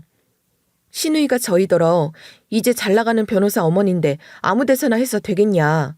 우리도 어디 좋은 호텔 같은 데 가서 생일 파티 한번 해보자 하며 압박을 줘서 전에 호텔 예약까지 해둔 상태였었죠. 근데 공교롭게도 또 둘 다 점심때라 둘 다 갈 수 있는 형편이 못 되더라고요. 그래서 남편에게 양해를 구했어요. 하필이면 이렇게 일이 딱 겹치냐. 아유, 어쩔 수 없지 뭐. 죄송하지만 이번엔 빠지겠다고 당신이 잘 좀 말씀드려줘. 그렇다고 상견례에 빠질 순 없잖아. 그런데 제 말 끝에 남편이 곧바로 맞받아치는 거예요. 그럼 우리 엄마 생신은 빠져도 되고? 아니, 그래도 된다는 건 아니지만 어떻게 할 수 있는 게 아니잖아, 지금. 아니다. 그러면 혹시 어머님 생신을 저녁으로 바꾸면 어떤데? 그럼 나 둘 다 참석할 수 있는데. 뭐? 그럼 우리 엄마가 너 때문에 시간까지 바꿔야 돼? 그 호텔 예약 잡기가 얼마나 어려운데 열흘 전이면 이미 시간 다 찼지. 남편은 제게 버럭 화를 내더군요. 때문에 좀 다투게 됐죠. 남편이랑 다투고서 저도 마음이 좀 무거웠어요. 심호 생신이라고 모이는데 뭐 저라고 빠지고 싶겠냐고요. 근데 글쎄 남편은 그걸 또 그새 시가에다 쪼르르 일러버린 겁니다. 심호가 바로 전화와서는 저더러 따져대는 거예요. 예, 너는 결혼한 지가 지금 몇 년이 됐는데 아직도 너희 친정일이 우선이냐? 여자는 결혼하면 출가 외인이랬다. 아무리 너희 친정에 일이 있어도 시댁일이 우선이지. 나도 애 셋을 결혼시켰지만 상견례 그거 별거 아니다. 양가 부모만 가면 됐지 남자 쪽 누나까지 얼굴 비쳐 뭐래. 꼭 그렇게 우리 집 일 빠지고 니네 친정일에 가야겠다 이거니? 거기서 열이 확 뻗치더라고요. 원래 더 정식대로 인사하려면 제 남편도 같이 가는 게 맞지 않나요? 저도 결혼한 사람이고 남편도 우리 집 식구 중 하나니까 상견례 때 얼굴 비치는 게 맞잖아요. 근데 남편은 심호생신 가라고 나 혼자 가겠다고 저로선 최선의 배려까지 해준 거였는데 저더러 지네 집 일만 신경 쓴다 어쩐다 타령해 대니까 어이가 없어서 저도 말이 곱게 안 나가더라고요. 저기요 어머님 생신 저 지금까지 연애 때부터 매번 다 챙겨드렸고 이번에 딱 한 번 빠지겠다는 건데 그게 그렇게 안 입고 오세요? 근데요 그래도 어쩔 수가 없네요. 제가 몸이 2개도 아니고 저희 동생 상견례 자리에서 어머님 생신잔치 자리까지 순간이동을 할 수도 없는 노릇이잖아요. 꼭 하나만 선택해야 한다면 전 제 동생 상견례에 갈게요. 생일이랑 달리 상견례는 다시 돌아오는 것도 아닌데 누나인 제가 빠질 수야 없지 않겠어요? 하고 전화를 탁 끊어버렸죠. 그 후로 심호가 전화를 불이 나게 해댔고 남편도 너 우리 엄마한테 대체 무슨 말을 한 거냐며 따져댔지만 아랑곳 않고 저는 꿋꿋이 우리 남동생 상견례 참석을 했죠. 그랬더니 그 이후로 남편이랑 시가 쪽 인간들이 좀 더 냉랭해진 게 느껴지더라고요. 아니 근데 대체 제가 뭘 잘못한 건가요? 저도 오기가 있어서 절대 굽힐 생각은 없었어요. 남편은 남편 일하느라 바쁘고 저는 또 분식집 근처에 태권도장 하나가 오픈하고 난 뒤로 꼬마 손님들이 많아져서 낮 시간에 장사하느라 더 바빠지고 서로 그냥 바쁘게 보냈죠. 근데 그러던 어느 날 저녁에 남편이 퇴근하고 와서는 하는 말이 저더러 업종 한번 바꿔볼 생각 없냐는 거예요. 업종을 왜 바꿔? 아니 솔직히 당신도 이제 변호사 와이프 체면 좀 지키고 살아야지. 내가 굳이 말 안 해도 당신이 알아서 눈치 좀 보고 해주면 좋았겠지만 당신이 워낙 그런 쪽으로는 눈치가 없는 편이라 나도 참다 말하는 거야. 뭐? 눈치? 내가 뭐가 눈치가 없다는 거야? 내가 장사하는 게 눈치가 없다고? 아니 장사가 문제가 아니라 솔직히 한번 생각을 해봐라. 어디 가서 내 마누라 떡볶이 판다. 그런 얘기하면 내 체면이 뭐가 되겠냐? 어차피 장모님 모으신 돈도 좀 있고 이 기회에 당신도 업종 한번 바꿔봐. 뭐 레스토랑이나 와인샵 아무튼 그런 가게들 괜찮은 거 많잖아. 깔끔하고 보기에도 그럴듯하고 어디 가서 말해도 너무 쪽팔리지 않는 그런 걸로 한번 바꿔보라고.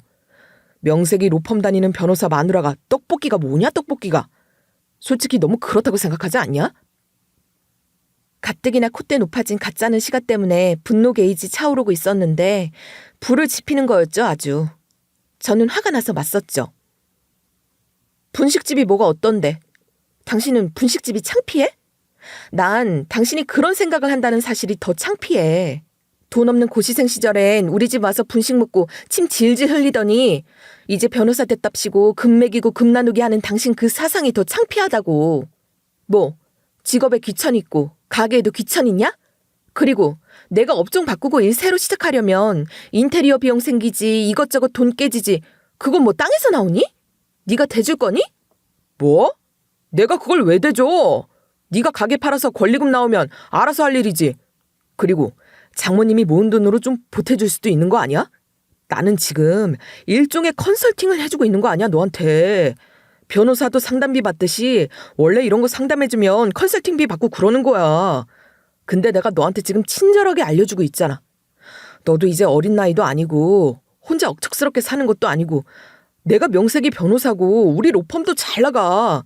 근데 뭐하러 굳이 그런 일을 하냐? 내가 가게 몇 개 생각해 본 거 있으니까 한번 들어봐. 그 말을 하는 남편 입에 확 펀치를 날리고 싶은 심정이었습니다. 그렇게라도 입을 막아버리고 싶었거든요. 한마디만 더 해봐 아주. 야, 네가 가게 바꾸는데 돈 대줄 거 아니면 강요하지 마. 그리고 내 앞에서 우리 가게랑 우리 엄마 무시하는 말 한 번만 더 했다 봐. 그땐 나도 안 참을 테니까. 그러고서 저도 방으로 확 들어가 버렸죠. 남편은 자기 말이 안 먹히니까 입이 대빨 나와서 다음날 말도 안 하더라고요. 뭐 아쉬울 거 있나요? 저도 안 했죠 뭐. 그렇게 한바탕 싸우고 며칠 지나지 않은 날 조금 대면대면한 기운이 남아있던 상태였어요. 집에 남편 로펌 종무식 초대장이 왔더라고요. 종무식을 뭐 어디 작은 홀을 빌려서 진행하는데 임직원 가족도 모두 모신다는 초대장이었죠. 그런데 제가 읽고 있던 초대장을 남편이 쏙 채가는 거예요. 여기 오려고? 됐어. 넌 오지 마. 뭐? 아직도 혼자 삐져서 그래? 언제까지 그렇게 쪼잔하게 굴 거야? 배우자 동반이라며. 글쎄. 배우자 동반이건 말건 넌 올 필요 없다고. 같이 일하는 우리 변호사 와이프들 보면 다 수준 비슷비슷한 사람들이야. 같은 전문직이거나 무슨 뚜렷한 잘난 직업 아니어도 최소한 학벌 좋고 우아 떠는 그런 여자들이라고. 우리 동기 박변 알지? 걔도 지 와이프 꽃집 한다더라. 꽃꽂이인지 뭐 그런 거 클래스 열고 플로리스트라고 우아 떨며 산다고. 우리 팀에서 제일 빠지는 여자가 그 여자야. 아마 학벌이나 뭐 그런 거 너랑 제일 비슷할 거다. 그래도 그 여자는 최소한 지 남편 체면 생각해서 일이라도 좀 고상 떠는 걸로 하잖아. 너랑 차이를 모르겠냐? 그러니까 뭐 든 게 없으면 하다못해 그런 거라도 해야지. 가방끈 짧고 할 줄 아는 거 없으면 최소한 그런 안 짜치는 일이라도 해서 지 서방 체면 지켜주는 게 다른 집 여자들이라고. 뭐? 너 지금 말 다 했냐? 아니, 다 못했다. 너 지금 네 스스로 네 꼬라지를 생각해봐 한번. 대학도 중퇴하고 분식집 나부랭이나 하면서 떡볶이 냄새 풀풀 풍기면서 거기로 오겠다고? 아서라 아서. 누굴 망신 주려고. 거기 와서 쓸데없는 짓거리 하지 말고 넌 그냥 집 청소나 잘해. 특히 화장실. 왜 이리 더러워. 화장실 청소 좀 해라. 청소 좀. 무슨 여자가 그렇게 청소관념이 없냐? 집안 꼬라지가 이런데 남자가 집에 들어오고 싶겠냐고. 너는 내가 뭐든지 이렇게 하나하나 떠먹여줘야 하니? 아유. 진짜 황당하게 짝이 없어서 기가 막혔습니다. 아니 뭐? 화장실 청소를 내가 왜 하는데? 야, 지금 화장실 한번 봐봐라. 그 화장실 더럽히는 건 너밖에 없어. 나는 안방 화장실만 쓰잖아. 너만 여기 쓰고. 네가 서서 오줌 누면서 더럽게 다 튕기니까 더러워지지 이 인간아. 그러는 넌 청소를 한번 쥐어본 적이나 있니? 집안일 한 번을 거두는 척이라도 해본 적 있냐고. 아니, 대체 집안일을 왜 나만 하니? 둘 다 똑같이 맞벌이 하는데? 똑같이 맞벌이? 네 눈엔 이게 똑같이 맞벌이로 보이냐? 야, 좀 주제 파악 좀 제대로 해라. 내가 몇 번을 말해줘도 그렇게 눈치가 없냐? 알량한 돈 몇 푼 벌어온다고 넌 지금 네가 나랑 똑같이 맞벌이하고 있다고 생각하고 그렇게 당당하냐? 네 눈엔 아직도 내가 만만하지? 아직도 내가 고시생 시절 그때 그 장수생으로 보이는 거 아니냐고. 야, 나 이제 변호사야. 그것도 잘 나가는 로펌 다니는 변호사라고. 솔직히 막말로 지금 이 상태에서 내가 너 만났지? 그럼 그냥 너 완전 투명 인간이야. 나한테 너는 그냥 투명 인간이라고. 우리 같은 사람들한테는 그냥 별 볼 일 없는 엑스트라 같은 보이지도 않는 그런 인간. 근데 그런 정도인 네가 지금 나랑 무려 남편 아내로 엮여 있잖아. 네가 주제 파악이 되는 여자면 알아서 기고 착착 집안일이라도 잘해야 되는 거 아니냐고. 근데 이건 뭐 떠먹여줘도 모르니 가게 바꿀 생각도 없다지, 우리 집에 잘할 생각도 없다지, 이제 집안일도 안 하겠다니 뭐 내가 어디까지 널 참아줘야 되겠냐? 자꾸 그따위로 건방지게 대들면 이혼장 날려버리는 수가 있으니까 주제 봐가면서 대들자. 너 변호사 남편 상대로 이혼한다는 게 무슨 말인지 알지? 내내 어이가 없었지만 이 대목에서 정말 기가 막히고 말았죠. 이혼 갖고 협박하는 꼬락서니가 얼마나 못된 심보냐고요. 지가 먼저 이혼 얘기까지 꺼낸 판국에 저도 더 이상은 참고 있을 이유도 없었고 그동안 참아온 말을 다 써버렸죠. 뭐? 나 참 기가 막혀서 진짜. 너랑 니네 식구들은 뭐 아주 크나큰 착각들을 하고 사나보다. 니들 뭐 먹고 살면 그렇게 오만해지니? 아주 뭣도 아닌 것들이 변호사 배지 하나 달았다고 단체로 어깨에 힘들어가서는 지나가던 개도 웃겠다. 야, 내가 분식집 바꿔라 마라 해댈 때도 그래도 네 가정 욕까진 하기 싫어서 참았는데 너나 너희 식구들이나 진짜 수준하고는 참. 네가 언제부터 변호사였는데? 니네 집이 뭐가 그렇게 잘났는데? 진짜 속보이고 뻔하다 뻔해. 지금 나 만났으면 내가 너한테 투명인간이라고? 웃기고 있네. 난 지금 너 같은 새끼가 우리 가게 왔으면 팔지도 않고 오뎅국물 뿌려서 내쫓아버려. 어디서 되도 않는 알량한 거 갖고 우쭐대면서 갑질해대고 있어. 뭣도 없는 게. 야, 너 미쳤어? 어디서 말을 함부로 짓거려. 내 말 안 끝났잖아. 똑바로 들어. 야, 너 지금 내가 며칠 전에 가게 안 바꾼다고 해서 아직도 꼬라지 부리는 모양인데 다시 한번 말하지만 나 우리 엄마가 물려주신 가게 절대 그런 식으로 정리 안 해. 정리를 하더라도 내가 다른 데 관심이 생겨서도 아니고 너랑 니네 식구들이 하는 그런 알량한 말 몇 마디에 바꾸는 짓 안 한다고. 은혜도 모르는 배은망덕한 새끼가 어디서 주제 파악도 못하고 날뛰는 건 내가 아니라 너야 이 새끼야. 멍청해가지고서는 사시도 매번 떨어져서 빌빌대고 돈 한 푼 없이 그지같이 우리 집 와서 얻어쳐먹을 때는 언제고 이제 와서 뭐? 주제 파악을 해? 주제 파악은 네가 해야지 그지 새끼야. 지가 언제부터 잘나가는 변호사였다고. 그게 다 누구 덕인 줄도 모르고 지랄을 떨고 있어 지랄을. 착각도 정도껏 해야 할 거 아니야 이 새끼야. 그날 저희 부부는 결혼 이후 가장 크게 싸웠어요. 완전 막말의 끝을 달린 개싸움이었죠. 그렇게 대판 싸우고 일주일 동안은 서로 말 한마디 않고 지냈습니다.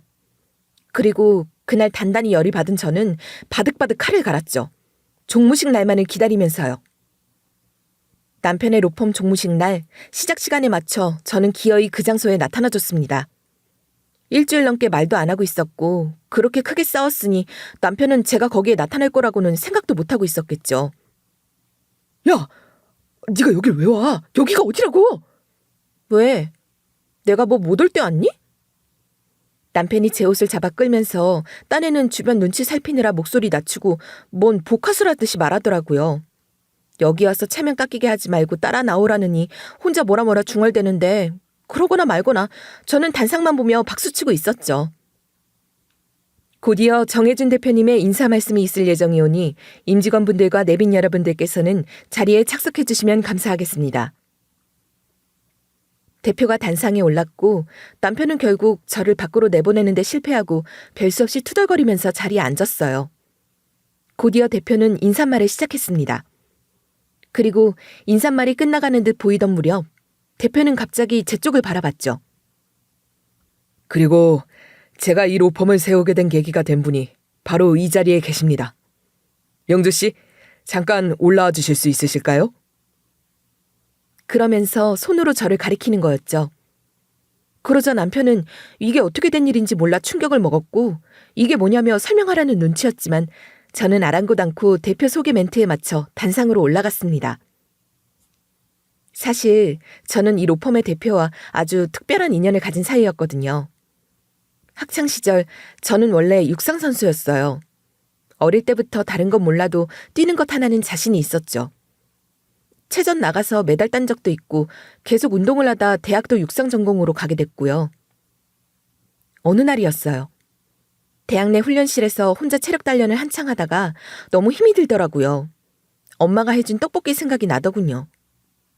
엄마가 해준 떡볶이는 당장 못 먹지만 분식집 가서 포장이나 좀 해와야겠다 싶어서 나왔는데 웬 남자가 걸어가는 모습이 보이는 거예요. 자세히 보니 제가 경력개발센터에서 들은 프로그램에 강연자로 오신 분이었어요. 그리고 그때 그 강연자분이 바로 지금 남편 회사의 로펌 대표였고요. 당시에는 선배님이라고 부르지 않았지만 나중에 친해진 후 선배님이라는 호칭을 쓰기 시작했으니 지금부터는 대표를 선배로 칭하도록 할게요. 당시에 그 선배님은 우리 학교를 졸업하고 변호사가 된 분이었어요. 저희 학교 내에 있는 경력개발센터에서는 졸업한 학교 선배들이 와서 강연을 해주는 프로그램이 있었어요. 저희 학교 학생이면 학점을 위해 필수적으로 프로그램 하나는 들어야 해서 저는 그 프로그램을 신청했던 거였고 제가 신청한 회차 때 강연을 한 분이 바로 그 선배였습니다. 우리 학교 선배에다 잘 나가는 변호사라고 하니 나름 기대를 갖고 강연을 들었죠. 근데 그때 강의를 듣고 나서 너무 실망스럽더라고요. 강의 내내 횡설수설하질 않나 말도 버벅거리고 무슨 말을 하는지도 잘 못 알아듣겠는 거예요. 아니, 변호사란 사람이 무슨 말을 저렇게 못해? 강의 준비도 하나도 안 해오고 무슨 낮술이라도 한 잔 걸치고 온 사람 아니야? 그러니까 아니 선배랍시고 후배들 앞에서 하는 강연이라고 너무 준비도 안 해왔네. 뭐야 진짜. 학생 상대로 하는 강연이라고 무시하는 것도 아니고. 횡설수설 앞뒤도 맞지 않는 강연에 학생들이 다들 수근수근 거릴 정도였죠. 심지어는 고꾸라질 듯 넘어지면서 교탁에 다리까지 부딪히더군요. 앞에 있던 남학생이 괜찮으시냐고 물으니 겨우 괜찮다고 하고 진짜 무슨 술이라도 몇 잔 걸치고 온 사람 아닌가 싶더군요. 아무튼 그래서 첫인상이 되게 안 좋았었죠. 뭐 그래도 어찌저찌 강의는 대충 끝이 났고 저는 강의 끝나고 개인 훈련을 하다가 분식집에서 떡볶이를 포장해가지고 가다가 그 선배를 마주친 거였어요. 그런데 아까 횡설수설했던 게 아파서였던 건지 식은땀도 막 흘리고 상태가 되게 안 좋아 보이더라고요. 상태가 꽤나 안 좋아 보여 괜찮으신지 가서 물을까 하고 있는 차에 말릴 틈도 없이 갑자기 그 선배가 순식간에 차도로 뛰어드는 거였습니다. 선배 앞으로는 차가 빠른 속도로 달려오고 있었고요. 그 순간 망설일 틈도 없이 제가 뛰어들었고 곧바로 선배를 인도 쪽으로 확 밀쳤죠. 다행히 선배는 안전했지만 그 과정에서 대신 제가 다치고 말았어요. 저는 그대로 병원에 실려갔고 목숨이 위태롭거나 한 건 아니었지만 한 가지 문제가 생겼어요. 다리에 이상이 생긴 거였죠. 병원에서는 재활치료를 하면 나아질 수 있고 걷는 데는 문제가 없겠지만 운동은 어렵다는 소견을 말해주더군요. 선배는 저보다 더 큰 충격을 받은 눈치였습니다. 선생님, 안 됩니다. 이 친구 육상하는 친구예요. 그냥 걷는 정도로만 고쳐서는 안 돼요. 뛰어야 하는 친구입니다, 선생님. 이 친구 좀 제발, 제발. 선배는 의사를 붙잡고 막 울어대기까지 하더라고요. 제가 저 괜찮아요, 괜찮아요 하고 오히려 말릴 정도였죠. 선배는 제게 너무 큰 죄책감을 가지고 있더군요. 미안해요. 내가 괜한 생각을 해서 나 때문에 학생 인생을 망가뜨리다니. 엉엉 우는 선배를 제가 달랬습니다. 아닙니다. 저 정말 괜찮아요. 솔직히 육상해가지고 뭐 대단한 업적 같은 거 이룰 생각 같은 거 저 전혀 안 했어요. 올림픽 나가고 메달 따고 그럴 수 있는 수준도 전혀 못 되고요. 저 그냥 할 줄 아는 게 뛰는 거밖에 없어서 이거로 대학 온 거예요. 그리고 내내 고민 많았어요. 할 줄 아는 거라곤 남들보다 잘 뛰는 거 이거밖에 없는데 이걸로 어떻게 먹고 살아요. 앞길이 막막했어요. 그래서 그런가? 의사한테 이제 너 앞으로 운동 못한다는 말 듣는데 하늘이 무너지는 느낌이 드는 게 아니라 오히려 새로운 출구가 열리는 그런 느낌이 드는 거 있죠. 한쪽 문이 확실히 굳게 닫히니까 아 그럼 나 이제 아예 다른 일 찾아야겠구나. 그렇게 길이 정해진 느낌. 그러니까 변호사님도 저한테 너무 미안해하지 마세요. 죄책감 가지지도 마시고요. 근데 저 하나 물어봐도 되나요? 혹시 그때 왜 그렇게 뛰어들려고 하신 거예요? 조금 진정한 뒤 저는 선배의 이야기를 듣게 됐습니다. 알고 보니 선배는 아내와 본인 친구의 외도 사실을 제가 사고 나던 그 당일에 알게 됐었다고 하더군요. 선배는 대형 로펌을 다니며 인정받는 변호사였지만 스트레스가 너무 극심해 정신과 상담까지 받고 있었고 우울증을 앓고 있었나 봐요. 그래서 잠시 일을 쉬고 싶었지만 아내가 그만두지 못하게 닥달을 했고 결국 일을 계속할 수밖에 없었다고 하더군요. 그런데 그런 아내가 알고 봤더니 자기가 우울증까지 걸려가면서 벌었던 그 돈이 그동안 모두 두 사람의 불륜에 쓰이고 있었다는 사실을 알게 됐으니 얼마나 큰 충격을 받았겠어요. 그때 그 강의실에 영주 씨도 있었는 줄은 몰랐어요. 나 그때 정말 엉망이었죠? 그 강의 직전에 알게 된 거예요. 강의실을 뛰쳐나갈 수는 없었고 저도 그때 제가 무슨 정신이었는지 모르겠어요. 말 그대로 멘탈이 완전히 나가버린 거예요. 그날 기억이 저도 잘 없어요. 강의를 어떻게 마쳤는지, 마치고 나서 다른 교수님이랑 잠깐 얘기도 나눈 것 같은데 그 기억도 잘 안 나요. 그러다 집엔 가야겠다 싶었는데 집에 가서 뭐하나 싶더라고요. 이미 내 사람도 아닌 와이프가 있는 집에 가서 뭐하나, 살아서 뭐하나, 순간 그런 생각이 든 겁니다. 그러다 충동적으로 차도에 뛰어드는 일까지 하게 된 거였고요. 저도 제가 왜 그랬는지 모르겠어요.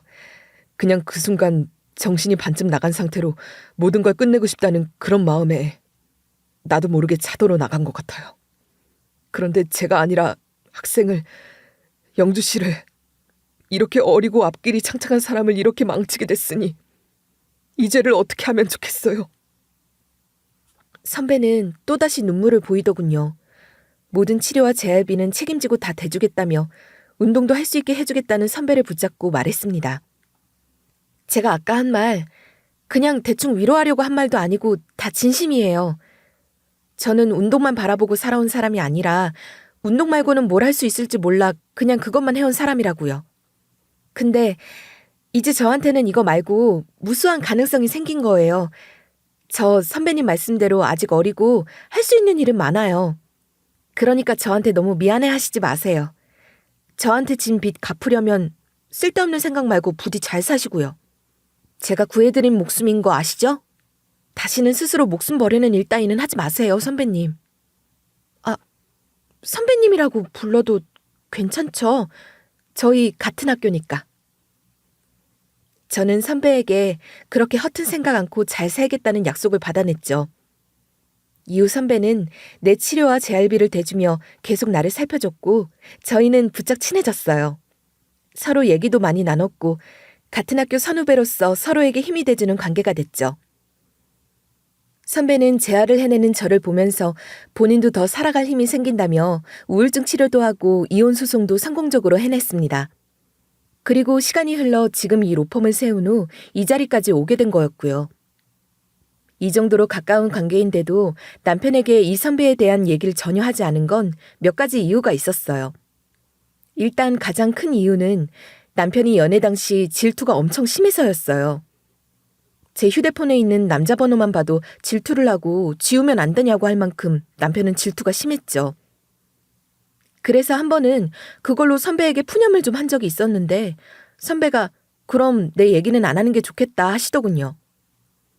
뭐 우리야 전혀 그럴 사이도 아니지만 그렇게 질투 많은 친구가 보기엔 괜히 좀 그렇지 않겠어? 오해하면 서로 귀찮아질 거 아니야. 선배 말이 맞는 것 같아 괜히 남편 신경 거슬리게 하기 싫더라고요. 말 안 하는 게 낫겠다 싶었죠.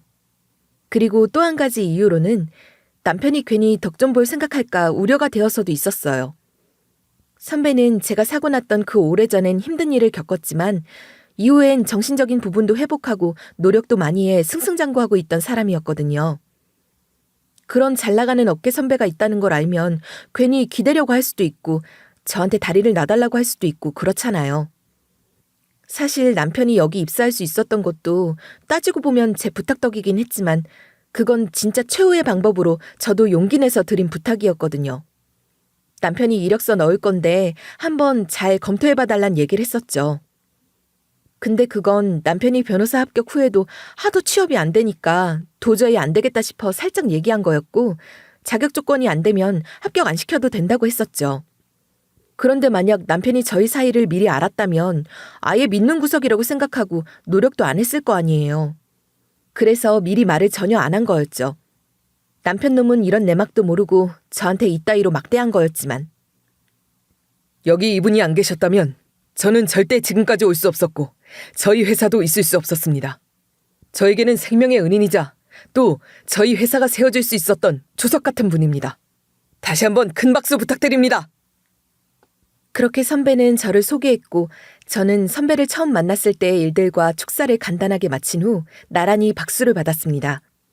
선배에게 이런 비하들이 있었다는 사실을 몰랐던 직원들은 다들 감동한 반응을 보였고 그중엔 눈물을 흘리는 직원도 있었죠.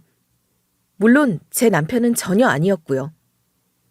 단상에서 내려온 선배가 한 명 한 명 직원들과 인사를 할 때 남편 놈이 저에게 들러붙으며 잘 보이려 애를 쓰더군요.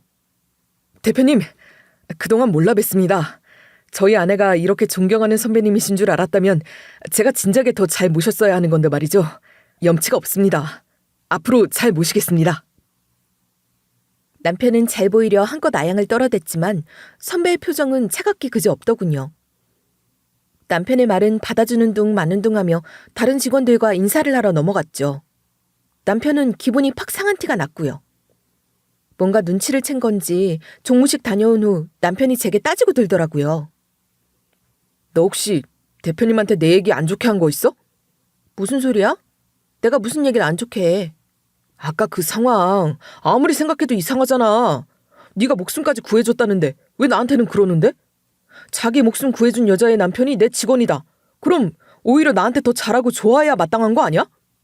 근데 아까 그 태도는 뭐냐고 대체. 사람이 말을 하는데도 그냥 쌩아니 쌩까고 지나갔잖아 아주. 아니지. 그 전에 너 왜 우리 대표 안다는 소리 안 했어? 아까 너 불러 세우는 거 보니까 이미 알고 있었던 것 같은데 나한테 왜 말 안 했냐고. 전엔 몰랐다 쳐도 나중에는 알았을 거 아니야. 너 그 대표랑 친하다며. 그럼 회사가 어딘지도 알았을 거고 우리 회사 대표인 것도 알았을 거 아니야. 근데 왜 말은 안 했냐? 아니, 적어도 내가 이 회사 들어갔을 때라도 말했어야 되는 거 아니야? 네 지인이란 소리를 왜 안 한 건데 대체? 제게 따지는 남편에게 제가 말했죠. 난 일부러 안 했어. 그래야 당신도 허튼 생각 안 하고 실력으로 정정당당하게 일하고 인정받을 거 아니야. 나중에 당신이 대표님한테 좀 인정받고 나면 말해주려고 했지. 내가 무슨 말을 해서 선배 기분이 상한 게 아니고 당신이 뭐 잘못을 한 거 아니야? 선배 눈에 거슬리는 직원이어서 그런 거 아니냐고. 아니야, 그럴 게 뭐가 있어. 아무튼 너 혹시라도 이상한 소리 하지 마라. 우리끼리 있었던 일 미주알 고주알 떠들어대고 그러는 거 아니지? 혹시라도 그랬다가는 봐. 그 사람 우리 회사 대표야. 내 체면 생각해서 행동 잘하라고. 웃기고 있네. 그놈의 체면. 네 체면이 뭐? 네 체면이 뭐가 그렇게 잘나시고 중요해서 내가 네 체면을 맨날 그렇게 챙겨줘야 되는데. 아까 종무식 가서 보니까 굽신굽신거려대느라 아주 허리가 접히겠더만.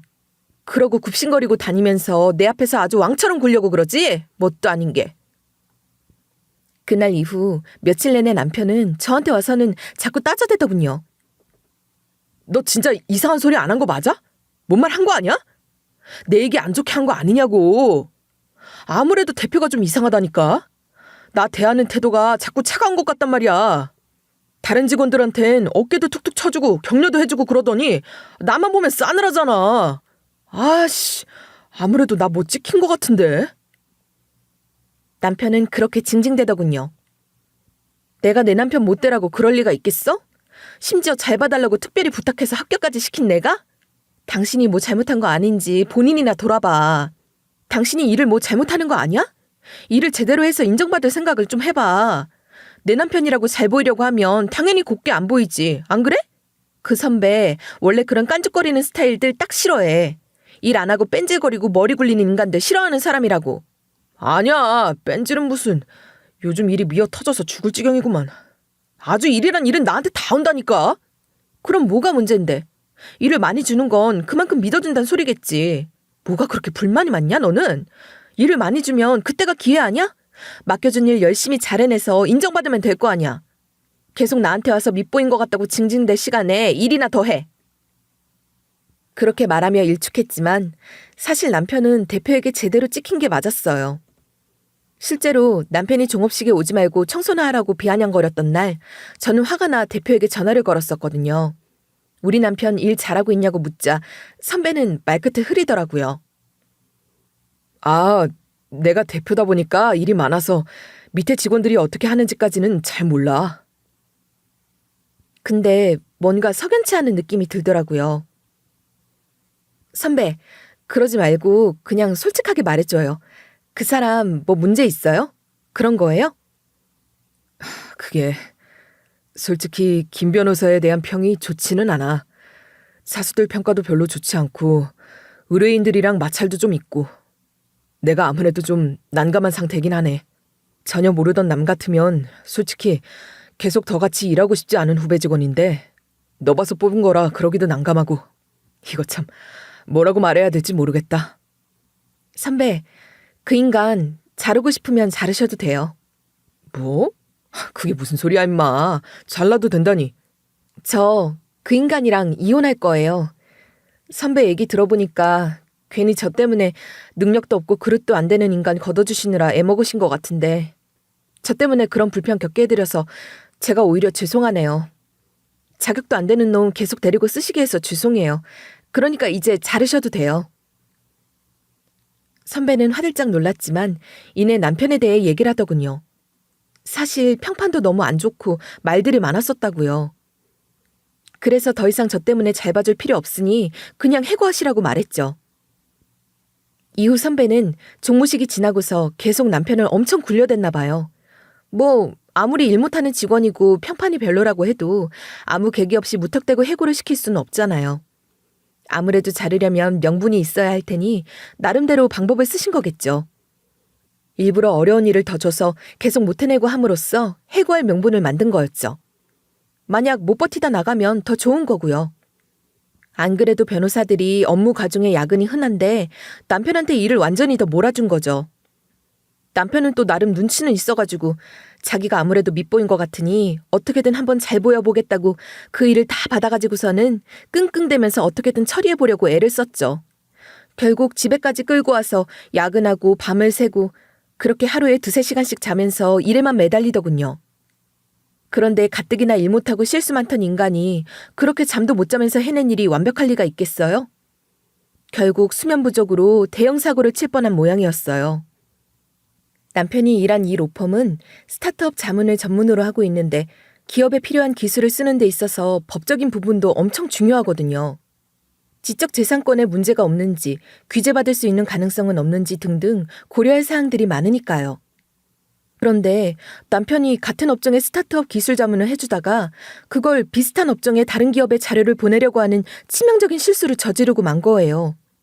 다행히 아직 신입 변호사라 항상 선배 변호사의 검토를 받는 위치라 다행이었지 하마터면 로펌의 신뢰에 큰 금이 가는 일을 저지를 뻔한 거죠. 이 로펌을 믿고 맡겨준 업체의 기밀을 경쟁 업체에 다 넘겨줄 뻔한 거니까 이건 보통 실수가 아닌 거고요. 여보, 나 오늘 회사 잘렸어. 아니, 어떻게 이렇게 한 번에 자를 수가 있어, 사람을. 그래, 물론 내가 큰 실수를 저지른 건 사실이지. 그치만, 그래, 당신이 한 번만 더 말해주면 안 될까? 당신이 나 합격시켜달란 말도 했었다며. 그러니까 당신이 한번 부탁 좀 드려봐주라. 대표님한테는 당신이 은인이라며, 생명의 은인이라며. 그럼 당신 말은 들어주지 않을까? 한 번만 부탁 좀 드려봐. 미쳤니? 내가 왜? 나 그럴 생각 없어. 오히려 선배더러 잘하셨다고 박수를 쳐주고 싶은 심정인데? 아참. 그리고 타이밍 한번 잘 맞았다. 안 그래도 이거 주려고 했는데 오늘이 딱이겠네. 자. 결국 남편은 로펌에서 잘렸고 저는 이때다 싶어 남편에게 이혼 소장을 던졌죠. 뭐? 이혼? 이혼이라니! 말도 안 돼! 말이 안 되긴. 회사도 잘렸고 나한테도 잘렸고 오늘 딱 네 기념일 삼으면 되겠다. 안 그래? 기고만장에서는 주제 파악 좀 하라며 제게 막말을 해댈 땐 언제고 남편은 제게 매달리며 이혼은 안 된다고 울부짖었지만 이미 전 준비가 철저히 된 상태였죠. 소송은 빠르게 진행됐고 저는 이혼을 무사히 해냈습니다. 제게 이혼당한 후 남편은 거치가 마땅치 않았어요. 사무실 낼 돈은 없지 그렇다고 로펌 취업도 쉽지가 않았거든요. 로펌 대표인 선배가 어깨에 소문을 쫙 내버린 탓이었죠. 말도 안 되는 그런 실수를 한 놈인데다 동료들 평판도 좋지 않고 신입인데도 벌써부터 건방 떤다 어쩐다 소문이 쫙 났으니 누가 받아주겠어요. 어쩌다 작은 사무소에 취직은 했는데 거기서도 일 잘못해 잘렸다고 하더라고요. 그러다 결국 혼자 이리저리 뛰면서 1인 변호사 사무실 차려서 혼자 일하는데 오피스텔에서 사무실 겸 주거 겸 다 하고 있다는 얘기를 들었죠. 혼자서 해봤자 능력도 없는 게 사건 수임이나 할 수 있을런지 모르겠지만. 이 얘기는 제 전시모가 나한테 와서 하소연하는 통에 알게 됐어요. 저는 그 자리에서 지금도 계속 분식집을 하고 있는데 전시모가 찾아와서 불 앞에서 열심히 떡볶이 만드는 저한테 내내 징징대더라고요. 예, 영주야. 우리 기열이 지금 꼴이 말이 아니다. 네가 한 번만 마음 다시 잡고 용서해주면 안 되겠니? 지금 사무실인지 집인지 뭔지도 모를 때서 지 혼자 뭐라도 해보겠다고 저렇게 아등바등 사는데 내가 안쓰러워서 못 보겠다 아주. 그러니까 네가 한 번만 못 이기는 척 다시 받아주면 안 되겠냐? 할머니, 떡볶이 안 먹을 거면 좀 나오세요. 매너가 없어, 어른이. 되도 않는 소리를 해대던 전시모는 태권도복 입은 꼬마 손님들 밀려드는 통에 밀려났죠. 그러게 말이다. 왜 이렇게 매너들이 없는지. 떡볶이 팔아줄 거 아니면 저리 썩 꺼지세요. 저 이제 그쪽 며느리 아니거든요. 한 번만 더 찾아왔다간 봐요. 신고해서 아주 쫓아버릴 테니까. 그렇게 아이들에게 된통 망신당한 후 쫓겨난 뒤로는 전시모도 찾아오지 않더군요. 전 남편 역시 빌빌대며 그냥 그 모양 그 꼴로 지내고 있는 모양이고요. 저는 로펌 대표인 선배와 여전히 좋은 선후배 관계를 유지하고 있어요. 선배는 매번 제게 생명의 은인이라고 말하지만 저 역시 선배에게 고마운 점이 참 많아요. 제 인생에 늘 길잡이가 되어주신 분이고 또 이번에 이혼할 때도 큰 도움을 주셨거든요. 인생에 이런 값진 인연이 있다는 게 얼마나 감사한 일인지 오래전 사고로 엮인 저희의 인연이 이렇게 이어지며 또 한 번 감사함을 깨닫게 됩니다. 떡볶이 냄새에 폴폴 풍기는 저희 분식집 안에서 노트북을 켜두고 이렇게 사연을 쓰고 있는 지금 제게는 더없이 감사하고 행복한 순간입니다. 제 이야기를 들어주신 구독자 여러분 정말 감사합니다.